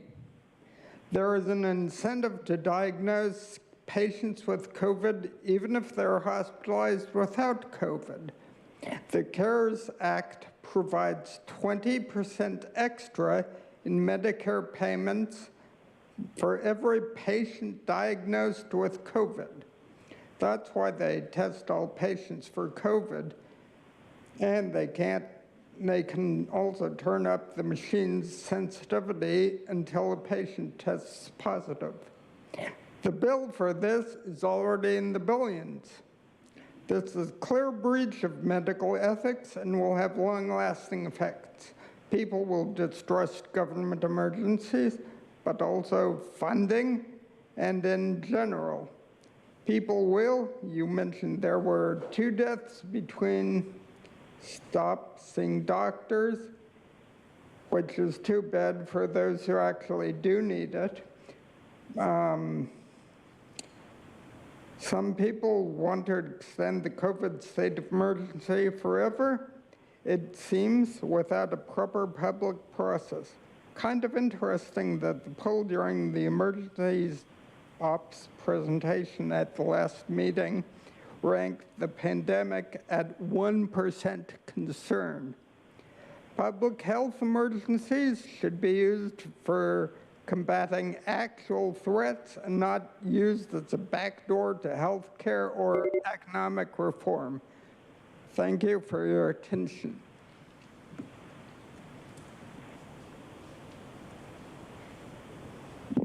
Consuelo. Dr. Wooten, why is it that you never report injuries from the vaccine or deaths from the vaccine? Okay. No vaccine for HIV after 40 years of research. No vaccine for the common cold. No vaccine for cancer after 100 years of research. Nothing. A virus mysteriously appears, and within a year, a vaccine is created, and we are all expected to take it. No thanks. They manipulate trials, they change trials, they use the wrong placebos, they publish some things but don't publish others because they are not science. They are business. When the media controls the information you see on COVID, they control what you believe. When they control what you believe, they control your mind. When they control your mind, they control your emotions. When they control your emotions, they control your actions. When they control your actions, you are no longer in control. When you are not in control, you are not yourself. When you are not yourself, they have won. The house of an obedient slave is simple. You'll have a TV and no books. Why have any knowledge or books when all you do is obey orders and comply? The TV is ever present for the slave so they know what orders to obey from their corrupt media and government. The tyrants don't create the tyranny. Your obedience does.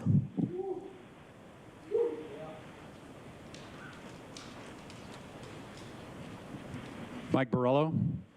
So we do have a public health emergency, but it's not being addressed right now, and that is immunosuppression caused by the vaccines.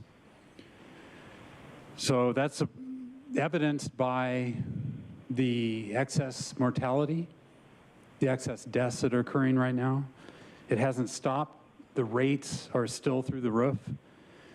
So I'm passing out now a report that I prepared. It's about 144 pages that put together VAERS reports. So specific categories that are provided in VAERS, as well as targeted categories that aren't normally reported on things like open VAERS that I've looked at, and then corroborated by thousands of citations. So this material is going to stand as evidence when some prosecutor finally decides to indict the health department here and arrest them for the crimes and fraud that they've done, because they haven't done their own due diligence. They've just followed orders from Sacramento or Health and Human Services from Washington, D.C. Some of the headlines that are in my report: eating your young, why aren't COVID vaccines banned for children under 12? Is long COVID just COVID vaccine injury? Israeli government lied and covered up long-lasting harmful effects of COVID injections, and U.S. corporate media refuses to even mention it. Our own government did that. CDC did. They didn't track VAERS. They said they did, but they weren't. The death of medicine in California, AB 2098. It's on Newsom's desk right now. Actuarial data connecting excess deaths to the fall of 2021 COVID vaccine mandates, and a lot more. You should read my report. It's factual information. Thank you. Thank you. And as the next public speakers coming up, I'd like to invite forward Tawny Buettner and Sean Fredrickson. Use the name Audra. Of course, you're not going to look at that, Nathan. You probably can't touch it because it's filled with truth. It'll make you burn. Yeah. And you know what, Jim? The fact that you're sitting here saying, blame us, not Wilma. Sorry, but when we're being psychologically raped, pretty sure I'm not going to go to the parent of the raper. I'm going to go right to him and blame him. So the fact that you sit here and lie to people and claim to be a doctor, I asked for an isolation proof from HHS, which is where you get your information funneled down from. They don't have that because it doesn't exist. So everything that you're doing is based off of lies. And you're in charge of dictating what happens to everybody in this county. So you're damn straight, I'm gonna blame her. And all of you guys up here for lying to the people when the actual emergency, just like Mike said, should be from these vaccines. You won't acknowledge that ever. And I thought you were gonna do a report on natural immunity, because you know we have to see how really well that does. Where's that? Nowhere, right? Because then it would prove that you're destroying everybody's innate immune system, right? And you're not telling people there's HIV in the shots, right? Or semiconductors like graphene. Why would we do that? I don't know, but to control the people. And you want to sit here and act like you guys sit and tell the truth? If you cared about humanity, or anybody for that matter, you would stop saying that we need to get as many vaccines and as many arms as possible. So are you going to give people a monkeypox vaccine, a childhood vaccine, a flu vaccine, and COVID all at the same time? Have you tested that? Nope. But you sit here and you want to give daggers. Your place in hell is waiting unless you turn away. All of you guys Thank you. Next need speaker. to Thank you.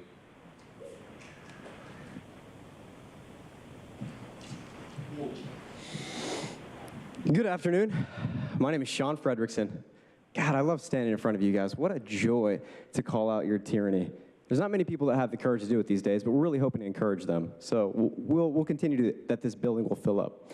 You know, we're encountering a strange predicament. You, Nathan, have decided to hire a misinformation board, a panel of paid-off director doctors, so that when our facts are exposed and the reality is told, you will have your propaganda kind of working through the doctors. But there's a strange thing that's happening, is it's also happening on social media. But it's not my information, it's your information. It's being censored on social media. So what I do is I read your data, and social media looks at it as misinformation. It's really odd. So let's try something out here again today. So Wilma, since you have decided not to include the number of people who have died from your poisonous injection, I'm gonna just recite the numbers and we'll see what social media does, because we know for sure your misinformation board's gonna say something. So let's just look back all the way to January, starting September 1st. There were 10 additional deaths reported September 1st, 6 of which were fully vaccinated. August 18th, there were 8 deaths, 6 of which were fully vaccinated. August 11th, 11 deaths reported, 9 of which fully vaccinated. August 4th, 13 deaths reported, 6 of which fully vaccinated. July 28th, there are 15 deaths, 13 of those 15 deaths fully vaccinated. July 14th, 17 deaths, 14 of those 17 deaths are fully vaccinated. Wilma, you've got to be freaking out. Your vaccines aren't working. We've got a public health emergency on our hands because your vax might be doing something negative. Can we talk about that, Nathan, while you're over there hiding behind your Twitter account? Nora, you? Reamer, how much are you getting paid for the vaccine? Come on, people. The charade is up. This is ridiculous. This is your information.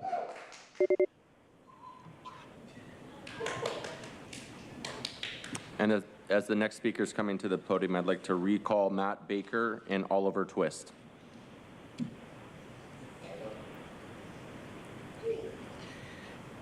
My name is Tawny Bittner.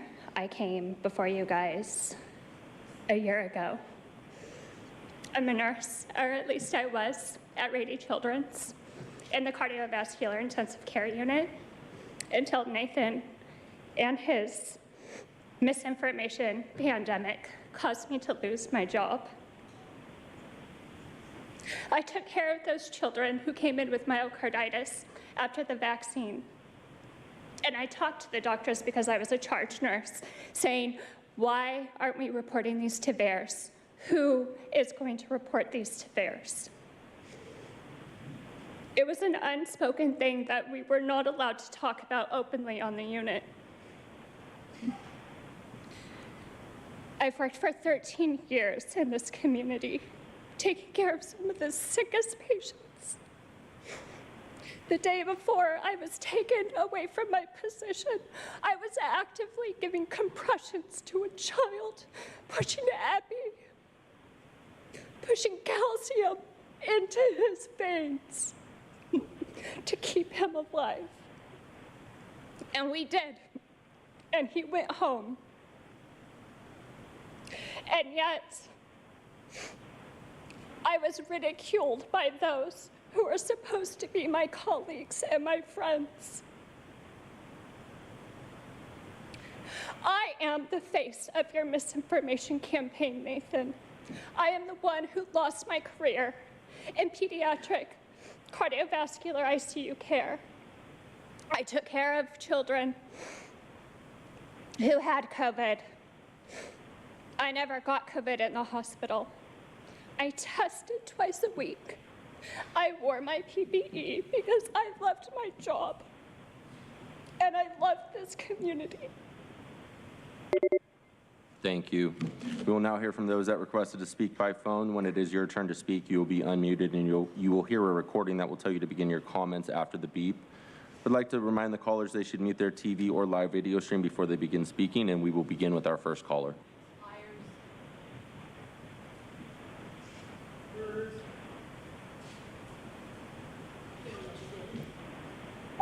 Lana Cotton. This is Dr. Peter McCullough speaking. There have been 4 false claims to the vaccines. There's 3 that you know about, 1 that's anticipated, but let me just go over these.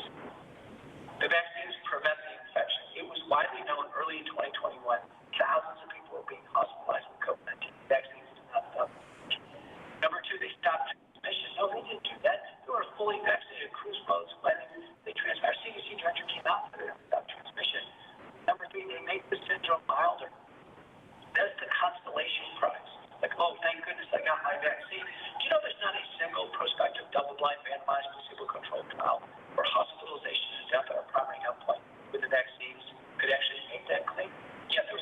opportunity to do such a trial. The FDA has never granted that claim. All we have is some, in my view, some biased, invalid studies trying to make that claim. Is the consolation prize. The most, I think, appropriate being is the guy who gets COVID and dies, and then says, thank goodness I had my vaccine. It could have been worse. Right? The vaccines simply don't work. And I think the fourth false claim is that they're going to prevent COVID from coming back. There's now bivalent vaccine against BA4 and BA5. That's going to be a big push this fall. But in the rubric of dumb and dumber, the CDC has said that the only people eligible to get the new vaccines are those who previously had the old vaccine. But everybody who's not taking a vaccine is off the hook for the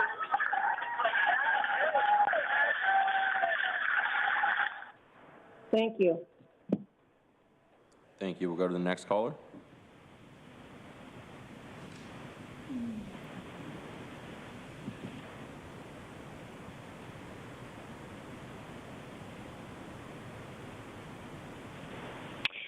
Hi, this is Jim Ellis. I've come to believe that the government's job is to protect the people's property, rights, houses, and papers through their solemn oath to the U.S. Constitution. Now I'm sad to say we are seeing militarization of the FBI, targeting, censoring, vilifying, and spying, a two-tiered Justice Department, the doubling and arming of the IRS, lockdowns that ruin many small businesses, and the mandating of experiential gene therapies that, according to the VAERS system, is a very real cause of harm. All the people of the United States should be concerned, yet also re-energized. We do not need community leaders dictating and mandating over the governed. It is not their job. This nation was not built on exalting politicians, but rather limiting their power. I believe the only emergency at hand is that our leaders have forgotten this fact. Thank you. Thank you. We'll go to the next caller.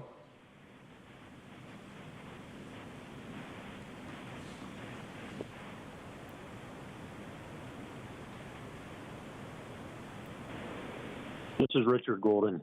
COVID is still real. COVID is still airborne. COVID still spreads via aerosolized particles and mainly through super spreading events indoors. If we eliminate some of those super spreading events, we will be in good shape. COVID has pre and post symptomatic spread. People feel great, but they're still contagious. Long COVID is real. Organ damage is real. Repeat infections are dangerous. The only way to prevent these things is to not get infected or repeat infected. Our healthcare system will be overwhelmed again. This new equipment that we're voting on is good, but it will not be a game changer and it's not cost effective. We need free N95 masks for those who want them, air quality programs, and most importantly, county-controlled rapid testing events for the purpose of early isolation. People don't want to infect others at casinos, mega churches, schools, and nightclub districts. And they're the ones that are creating this super spreading, which is causing the problems, which is why we're in this situation. Please give us the events and programs we need to get through this. It is a choice whether we want to suppress and contain this and have it be endemic, or we want to have a continuous pandemic, continuous long COVID, and continuous long healthcare problems in our healthcare system collapsing. Thank you. Thank you. We'll go to the next caller.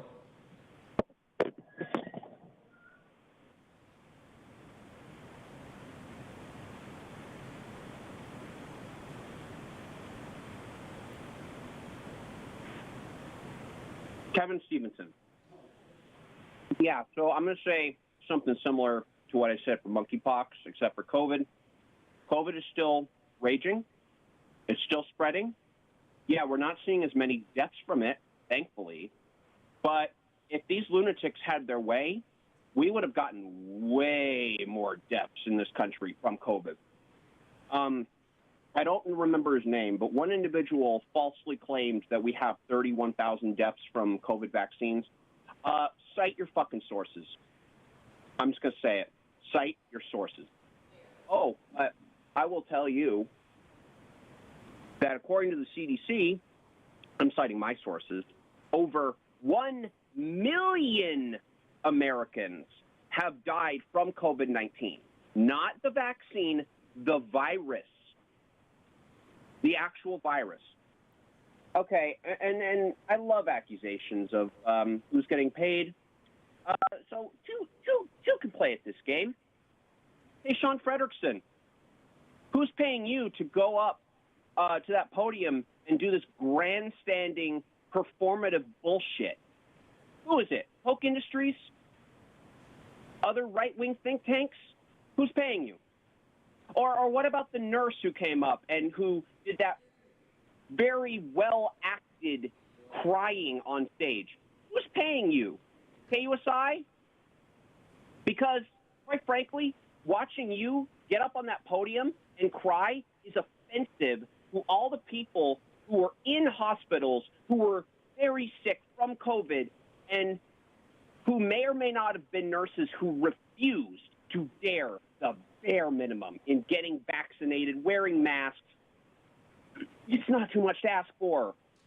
You go into medical school, you learn how to be, you learn basic. Thank you.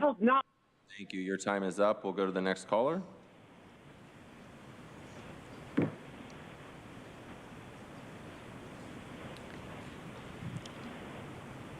Señora Carla, por favor, si puede quitarse de mudo para poder hablar.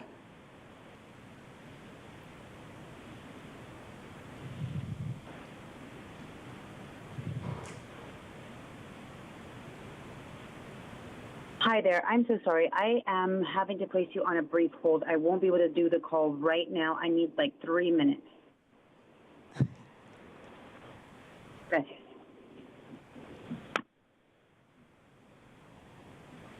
We'll go to the next caller.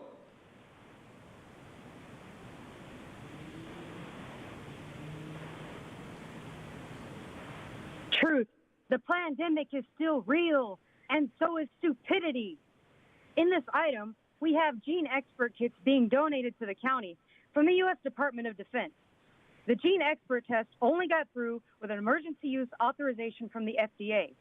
The whole system, which is just a faster PCR test, was developed at the experimental Lawrence Livermore National Laboratory and funded by DARPA in 1992. This item also gives a monopoly contract to Thermo Fisher Scientific Inc. for their Kingfisher flex equipment and supplies for 1 year up to 4.5 years. This false emergency ain't going nowhere. So let's talk about Thermo Fisher. According to the Australian Strategic Policy Institute, Thermo Fisher, who has 5,000 employees in China, has assisted China's Ministry of Public Security and Police in building biometric databases.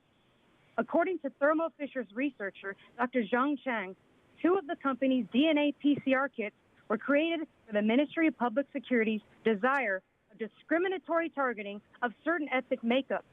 And Thermo Fisher's Huajia PCR kit was developed specifically to identify the genotypes of Uyghur, Tibetan, and Hui ethnic minorities. So take that information in and then consider that this item's recommendation 3 would accept the CDC's racial and ethnic approaches to community health. PCR tests, DNA collection, racial approaches. Can anyone see the very clear picture here? And the only things to laugh about, this item's agenda information sheet attachment under the board policy statement has a major misspelling. Public health has morphed into something more anatomical. And Wilma Wonka, your phone number happens to have 666 in it. What do you know?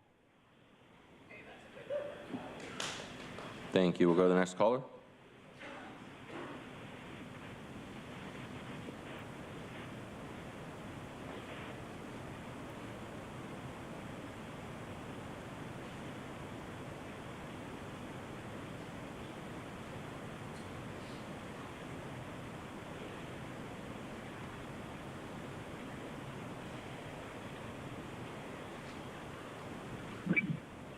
Hi, I'm Marion Michaels. Can you hear me? We can hear you. Begin your comments, please. Thank you. I recently reviewed the county's COVID-19 evaluating information web pages. I found numerous unsubstantiated claims, and I'm going to address one of them. And due to time limitations, I'm only going to discuss Pfizer.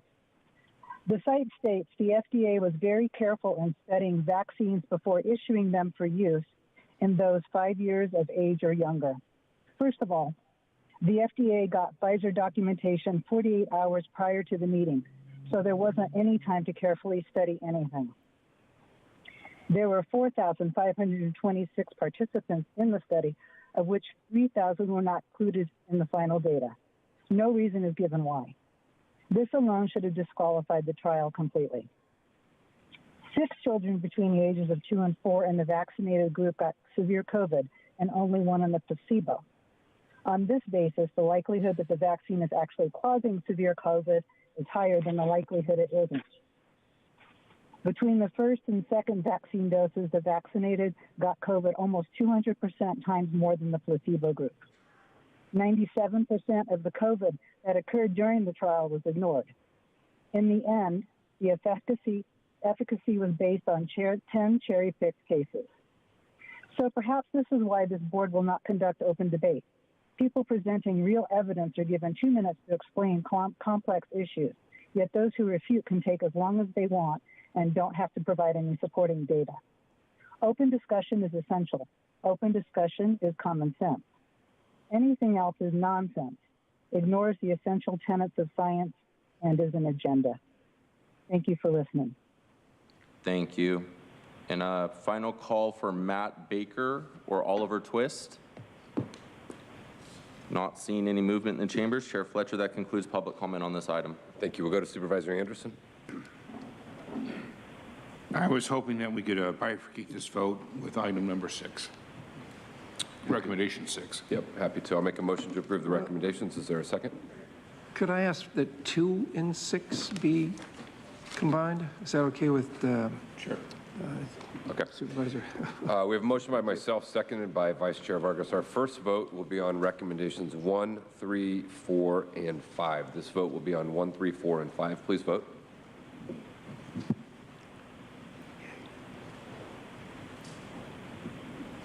Chair Fletcher, that motion passes unanimously with all supervisors being present voting aye.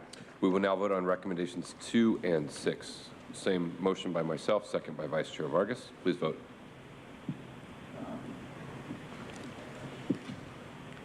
Chair Fletcher, that motion passes with Supervisor Anderson and Supervisor Desmond voting no, all other supervisors being present voting aye. We'll go to agenda item 15, noticed public hearing. I'll make a motion to approve. Is there a second? Motion by myself, second by Vice Chair Vargas. Let me ask the clerk to call forward any public speakers on item 15. Thank you, Chair Fletcher. We have 8 total requests to speak, 4 individuals in person and 4 requesting to speak by phone. I'd also like to note for the record, we did not receive any e-comments on this item. For any members of the public that requested to speak on this item by phone, if you could please dial into the conference line now using the instructions that were provided to you. We will begin with the in-person speakers. As your name is called, if you could please come forward and stand against the east wall under the murals until it is your turn to speak. I'd like to invite forward the following individuals: Mark, Audra, Paul, and Consuelo. You will have 2 minutes to address the board. If you could please begin by stating your name for the record. Yeah, Paul Henkin. The board wants to vacate Riverland near Bonita Center Mall, and the Buyer National City Parking Authority wants to make it a lot for CarMax to sell used cars. Businesses need parking for customers, including overflow parking, but I don't think it's needed, and I worry about the environmental impact. 4 protected bird species live there, according to the documents. This California Department of Forestry noted impact to listed species would be significant. And the mitigation measure Bio2 does not provide sufficient avoidance. And then the responses from the parking lot people is cagey.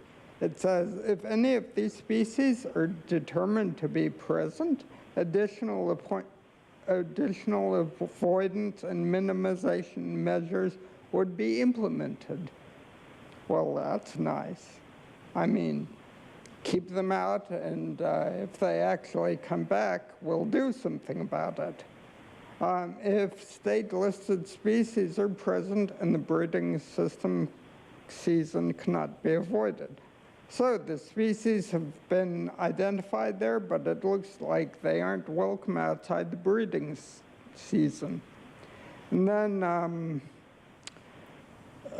they can't provide an adequate buffer area between the proposed lot and the riparian area.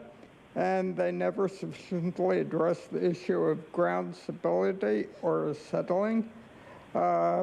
The project would also add 900 vehicle trips daily. I think that the roads wouldn't be adequate. The EIR is not adequate. The project needs to be delayed. Thank you. We'll hear from the next. Thank you. We'll hear from the next speaker.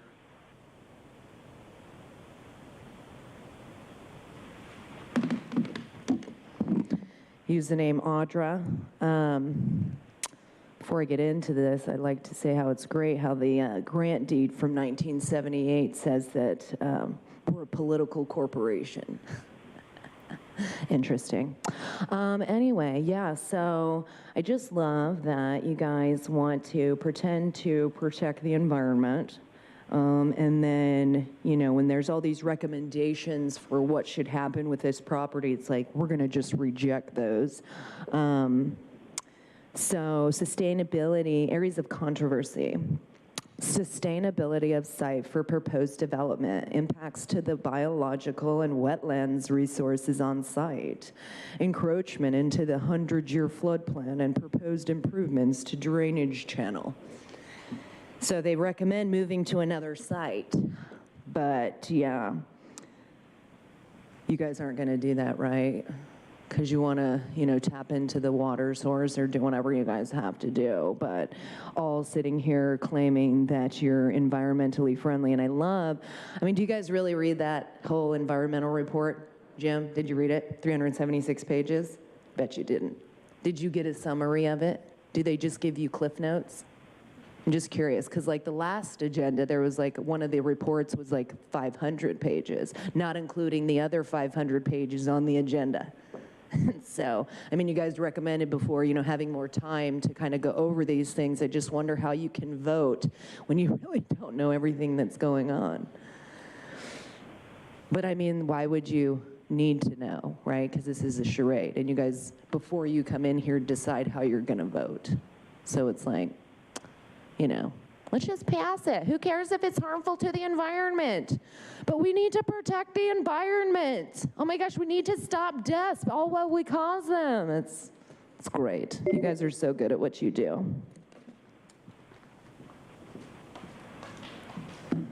Consuelo. 4 protected bird species live there, near the Bonita Center Plaza. The CDFW noted impact to listed species would be significant and mitigation measures MM-bio-2 does not provide sufficient avoidance, but the response to the EIR is cagey. It says if any of these species are determined to be present, additional avoidance and minimization measures would be impacted. If state-listed species are present and breeding season cannot be avoided.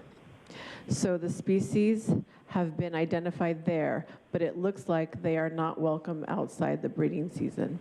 They plan to replace some of the native vegetation with replanting of non-riparian species.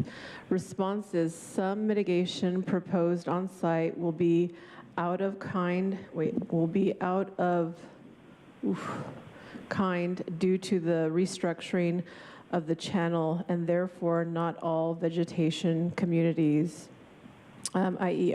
arroyo, willow shrub, and sycamore trees will be fully mitigated. Apparently, they cannot provide an adequate buffer area between the proposed lot and the riparian area, and never sufficiently addressed the issue of ground stability or settling. The project would add 939 vehicle trips daily. I don't think existing parking is adequate, and it looks like the road will not be widened, so expect traffic flow to be impacted there. Not good. The EIR is not adequate, and the project needs to be delayed. This city has enough used car lots already. Thank you. We'll hear from the next caller. Thank you.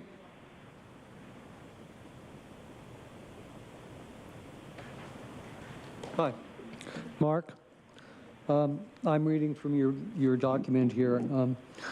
On June 4th, the board directed county staff to take all necessary actions to vacate and sell the easement interest and dedicate the revenue to the improvement of the park. This action was in response to a request from the parking authority to the county to vacate the easement so that the property could be developed for commercial purposes in exchanges for compensation paid by the parking authority to the county for the value of the easement.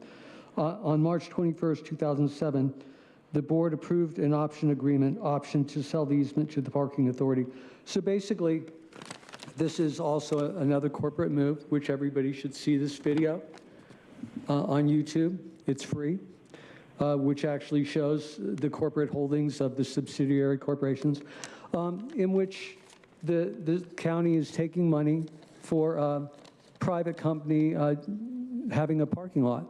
Now, this reminds me of the fact that when I pay taxes, and when most people pay taxes their whole life, I don't think they intended to have parking meters downtown so that we could park on the streets we built for us. But the corporation wants to screw us. So your corporation is selling subsidiary rights to parking corporations and corporations that might own the toll lane on a freeway that we built with our tax money for us. This is just another example of absolute theft. You're actually spending our money to screw us, which actually is what you do every day. So, I mean, and all in the name of helping us for one thing or another, which always makes somebody a lot of money, not the people. When I was young, by the way, you didn't have to pay for an adventure pass to park in the mountains and camp. You just drove up there and parked. What a scam, again. Thank you. We'll now hear from those that requested to speak by phone. When it is your turn to speak, you'll be unmuted and you will hear a recording that will tell you to begin your comments after the beep. Again, I'd like to remind the callers that they should mute their TV or live video stream before they begin speaking, and we will begin with our first caller.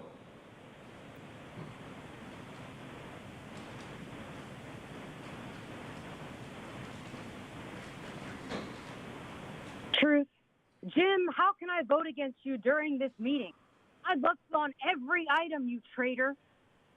Something I noticed about this parcel of land to be used for a restored alcohol and drug treatment facility that the Volunteers of America Southwest allegedly let significantly degrade, leaving people in recovery in deficient conditions, and that these supervisors are willing to spend over $10 million repairing, and that is.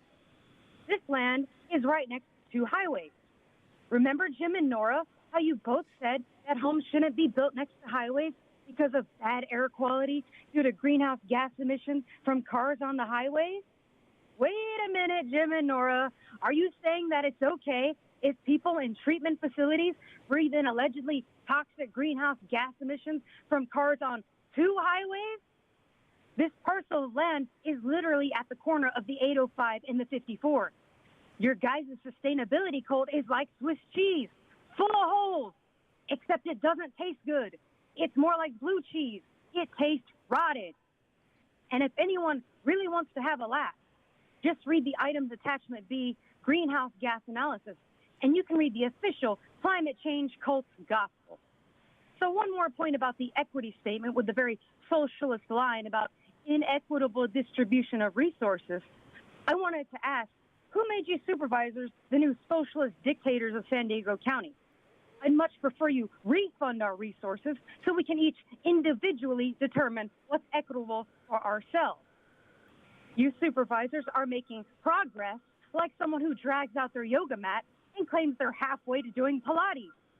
teal lattes. It's bananas. And Chair Fletcher, that will conclude public comment on this item. Thank you. Let's go to Vice Chair Vargas. Thank you, Chair Fletcher. I just wanted to again thank our Parks and Recs Department and of General Services Departments also for bringing this item forward. Since 1978, the county has had an agreement with the City of National City, and it's successful. This is going to help us generate funding for park improvements that is also going to support the surrounding areas of Sweetwater Regional Park again. So thank you so much for that. And with that, I'm happy to make a motion. Thank you, Vice Chair. We have a motion and a second. Please vote.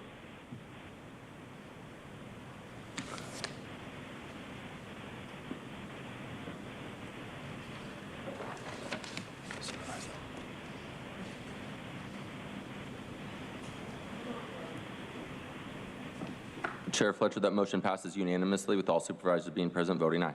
Thank you. That concludes the business on our agenda for today. At each meeting, I ask if any of my colleagues have any updates on boards or commissions they serve on that they would like to provide. No? Okay. Not seeing any requests. We have two adjournments in memory today. The first one will be from Supervisor Jim Desmond honoring Shelley Jacobs. Thank you, Chair. As you said, this is an adjournment in memory of Shelby Jacobs. He was a true trailblazer and an exceptional individual. Shelby Jacobs is a longtime Oceanside resident and one of the few black engineers working in NASA's space rocket program in the early 60s. He passed away on September 5th, surrounded by his loved ones at the age of 87. Jacobs had a 40-year career in the aeronautical engineering and Rocketdyne, now called Rockwell, and was known as one of the hidden figures of the NASA space program due to segregation. Exceptionally gifted, Jacobs excelled and contributed on the Apollo space program, and the shuttle programs, and spent the last 15 years of his career as a top executive at Rockwell. On the 50th anniversary of NASA in 2008, the space agency recognized Jacobs as one of the 21 unsung heroes of the space program. One of Jacobs' proudest moments was in January of 2019 when an exhibit about his groundbreaking career titled Achieving the Impossible was dedicated at the Columbia Memorial Space Center in Downey, California. He will be missed by all those who knew him, and our deepest condolences go to his family and friends. Thank you, Supervisor. Our next adjournment in memory will be from Vice Chair Nora Vargas, adjourning today's meeting in memory of Simon Silva. Thank you, Chair. Today I want to adjourn in memory of Simon Silva, a well-recognized member of one of our communities. Simon Silva and his brother grew up in Salinas, California. He was raised by his dad, who first arrived in the U.S. under the Bracero program as a farm worker and then became a sugar factory janitor. It was his dad that inspired him to become a lawyer. You see, his dad was a seasonal worker, and one winter his benefits were terminated, and Simon was about 11 years old, and he advocated and translated for his father, successfully actually restoring his benefit, and he began his long career of advocacy. He grew up in poverty, living in a two-room house just outside of Salinas. For Simon, the choice was either work in the fields or go to school, and he really believed strongly that education could lift a person and subsequent generations out of poverty. He's a graduate of the University of California at Santa Barbara with a double major in law and society and Spanish. He received his law degree from the University of San Diego School of Law. He became a deputy commissioner for the Board of Parole Hearings, where he presided over parole matters as a hearing officer, served as a Marine reservist, a reserve sheriff deputy, a deputy attorney general, and a deputy city attorney in San Diego. And when an opening came up in the city of Chula Vista attorney's office, he knew it was time to come home and dedicate the last 12 years of his life as a Chula Vista deputy city attorney. Most recently, Simon advanced to the general election as a candidate for the Chula Vista city attorney, and he was running really on his record of protecting our communities. He was married for 27 years to his wife Claudia, whom he met in law school and loved dearly, who is also our county counsel. They have two daughters, Gabriela and Isabella. Gabriela graduated from the University of Chicago, and she's pursuing a degree in Notre Dame. And Isabella is a sophomore at Scripps College. Today, we adjourn today's meeting in Simon's honor and memory and offer our heartfelt condolences to his loving family and many friends who feel the impact of his loss. He leaves a legacy of public service and advocacy, and more importantly, a love for community. Thank you, Chair. Thank you, Vice Chair. We will now resume non-agendized public communication. Thank you, Chair Fletcher. We have 14 requests to speak on matters not listed on the agenda, 6 in person and 8 by phone. For those that have requested to speak via phone, if you could please dial into the conference line now using the instructions that are provided to you. We will begin with our in-person speakers. As your name is called, if you could please come forward and stand against the east wall under the murals until it is your turn to speak. You will then have 2 minutes to address the board. And I'd like to invite forward the following individuals: Audra, Dana Howard, Bryant Rumba, Mark, Consuelo, and Paul Hennigan. And if you could again, please state your name before beginning your comments.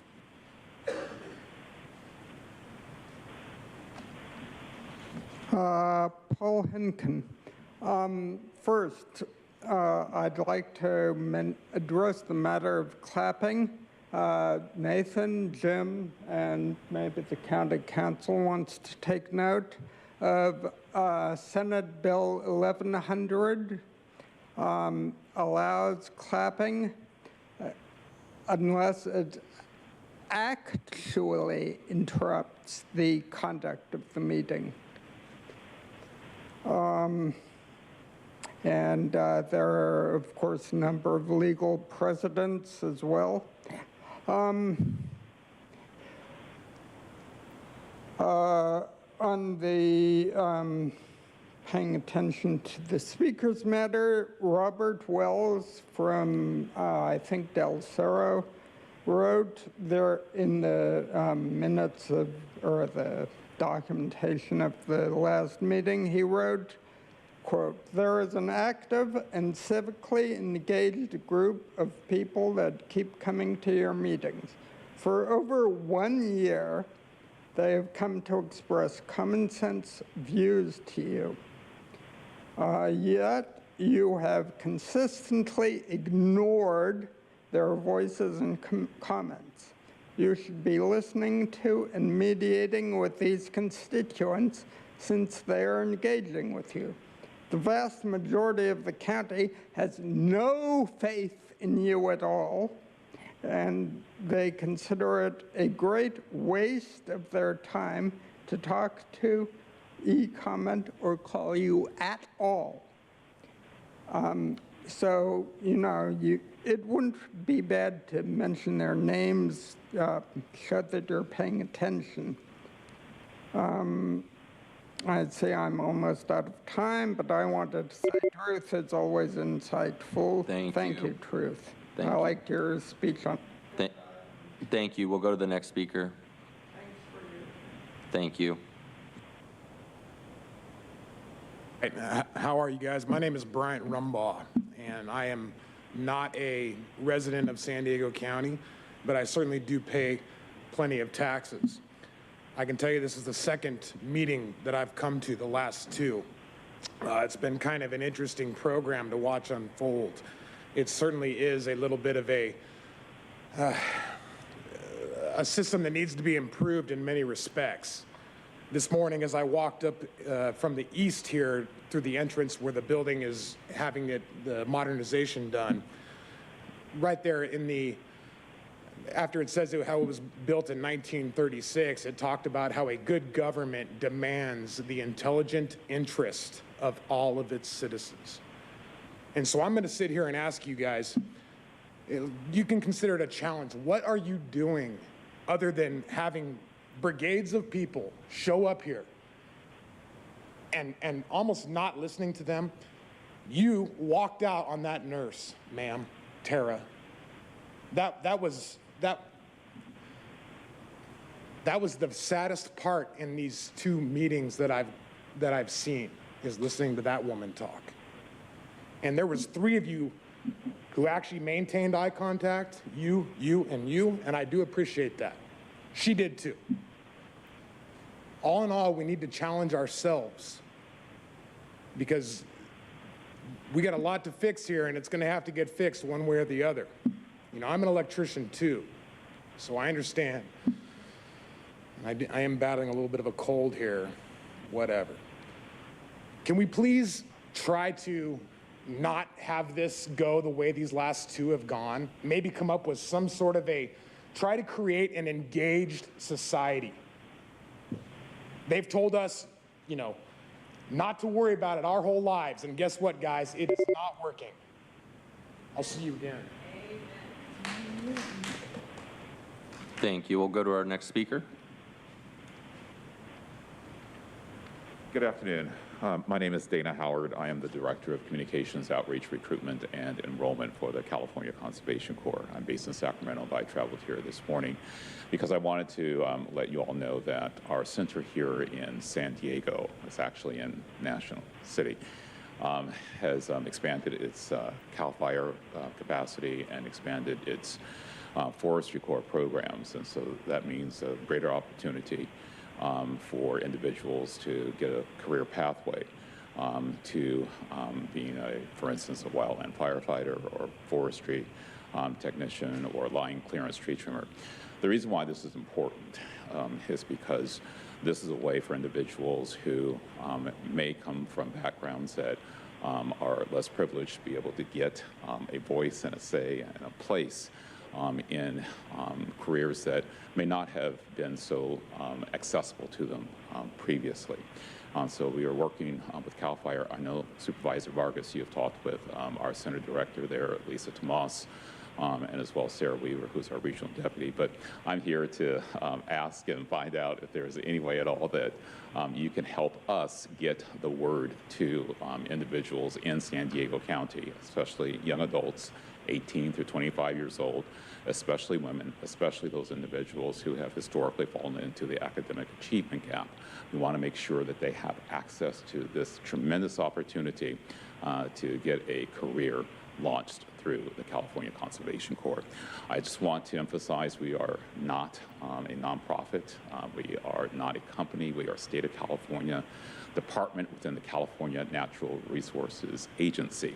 So I'm not here asking for money or funding or anything like that, quite the opposite. We are here asking for your help to get the information out to your constituents and into San Diego County about the California Conservation Corps. You also have folders, press kits for us, from us about what the program is. Just to share, someone from my team is going to come back right now and make sure that we're connecting so we can help do some outreach with you, okay? Very good. Thanks so much. I appreciate it. You might need a new slogan at the bottom here. Oh, that slogan is a wonderful slogan. So just so everybody knows. Hard work, low pay, miserable conditions, and more. Yes. That's good. That was a slogan from 1976. That's our motto. All right, thank you. Thank you so much. Mark. So, wow, 2 minutes. It's incredibly, you have incredible gall, Nathan, to have been proud of your being a Marine when you're doing everything you can to help disarm the people. They can't even have good rifles. I don't think there's anyone in the military that's actually fought in battle that would want to come back home and not be able to defend their family with a good rifle. It's absolutely preposterous. And the poor, of course, who are the most affected, and the poor areas where gunshots go off regularly at night, these people, ghost guns would have been their only chance of even being able to afford a decent gun that would defend their family, especially from criminals who don't care about any law you make and have 3D printed millions of guns, I'm sure, like a black market business since the week it started. So it's so sad to see what's happened to the country in our county in San Diego. The children now that were 6 a couple of years ago, in 8 more years, they'll be 16. And their oldest memories will be that they stand where they're told to stand in a store. If they're told by the government not to leave their house or not to work, they do it. Things that would have been absolutely preposterous just a few years back, that no one would have even believed. And by the way, only 20 or 30 years ago, there was no Democrat or Republican that was for any kind of gun control, like taking away good rifles. Wow, the level of absolute authoritarianism, authoritarian corporate oligarchy, Nathan, as you would know, is just beyond anything that leaders, dictators dreamed of.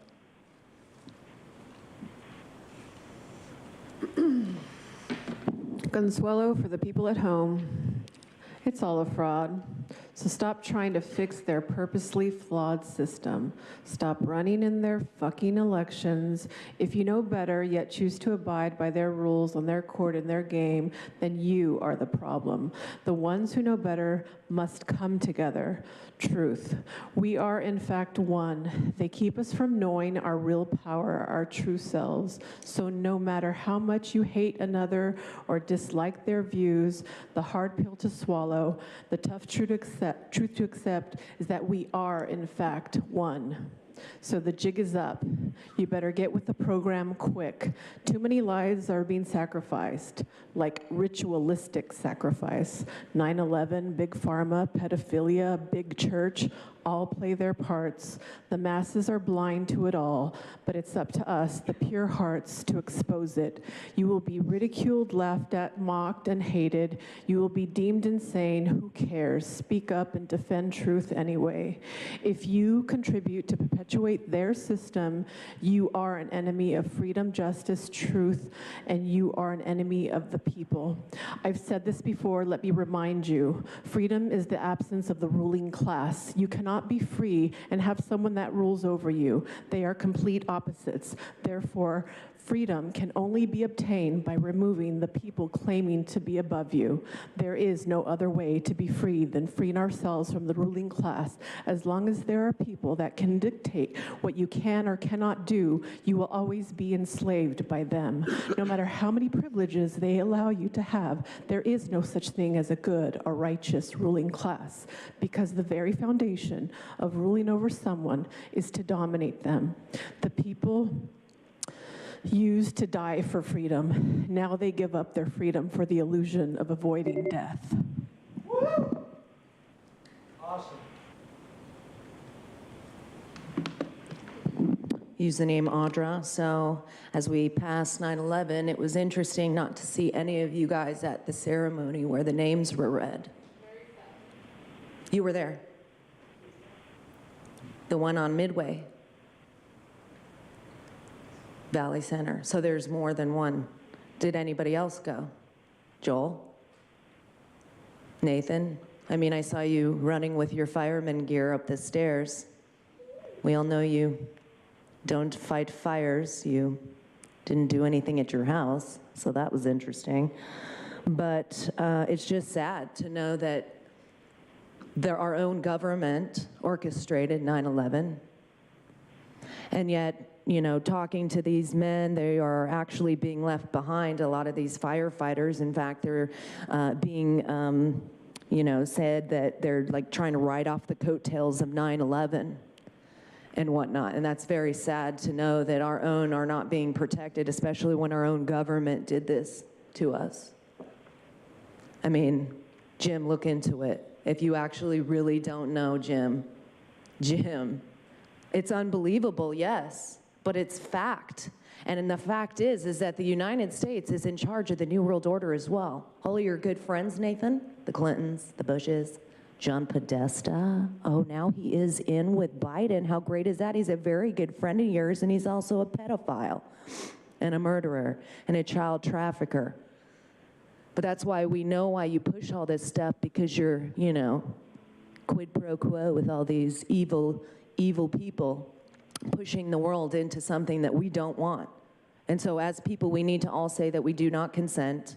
We do not consent to what you are doing. I do not consent. I do not consent to the machines. Everybody needs to go to the registrar of voters and tell them that you do not consent, and for them to put it on record. Until we do, this charade will not end. Thank you.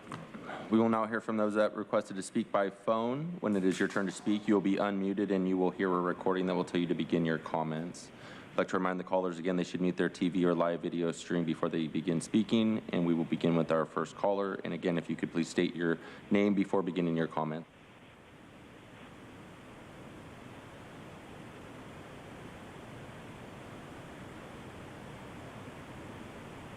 Good afternoon, Board of Supervisors.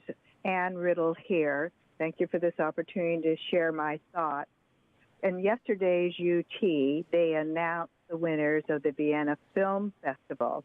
Now, while I realize this isn't a riveting piece of news for the Board of Supervisors, many of us in the public health community were pleased that the film All the Beauty and the Bloodshed won an Lion Award.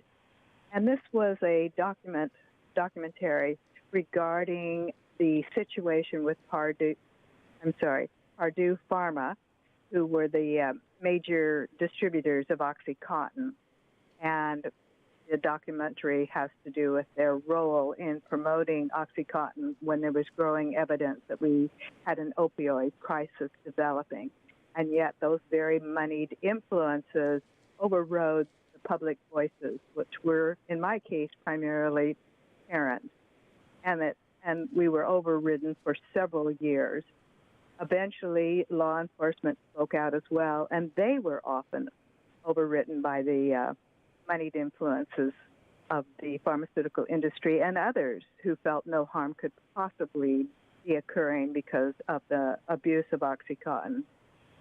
Parents are often the very first people who recognize what's going on in the community and are the ones who want you to know that it is high-potency THC products that are causing problems for our young people, and their distribution and creation in our county will only add to an already beginning epidemic of use for our young people and the accompanying mental health problems that they will have.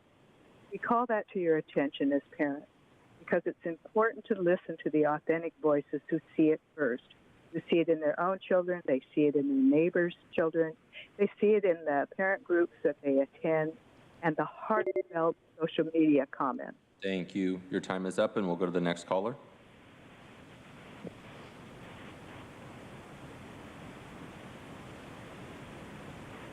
Truth.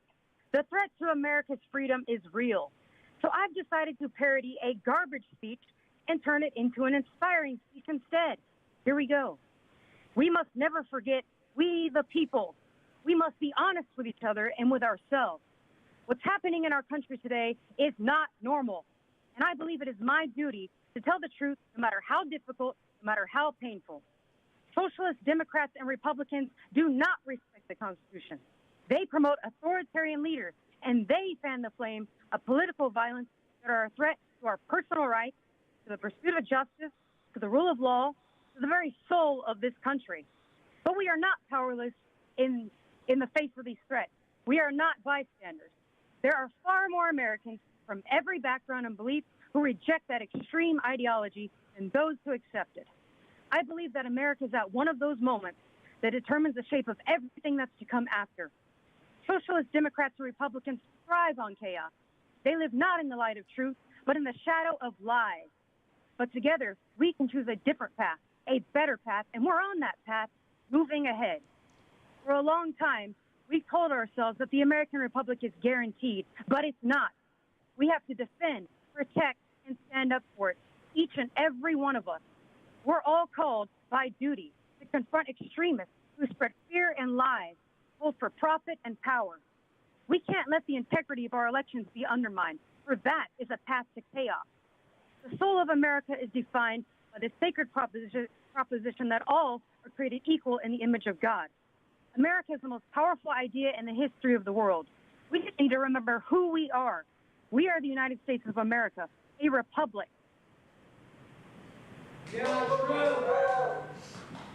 And Sheriff Fletcher, that concludes the request for non-agenda public communication this morning.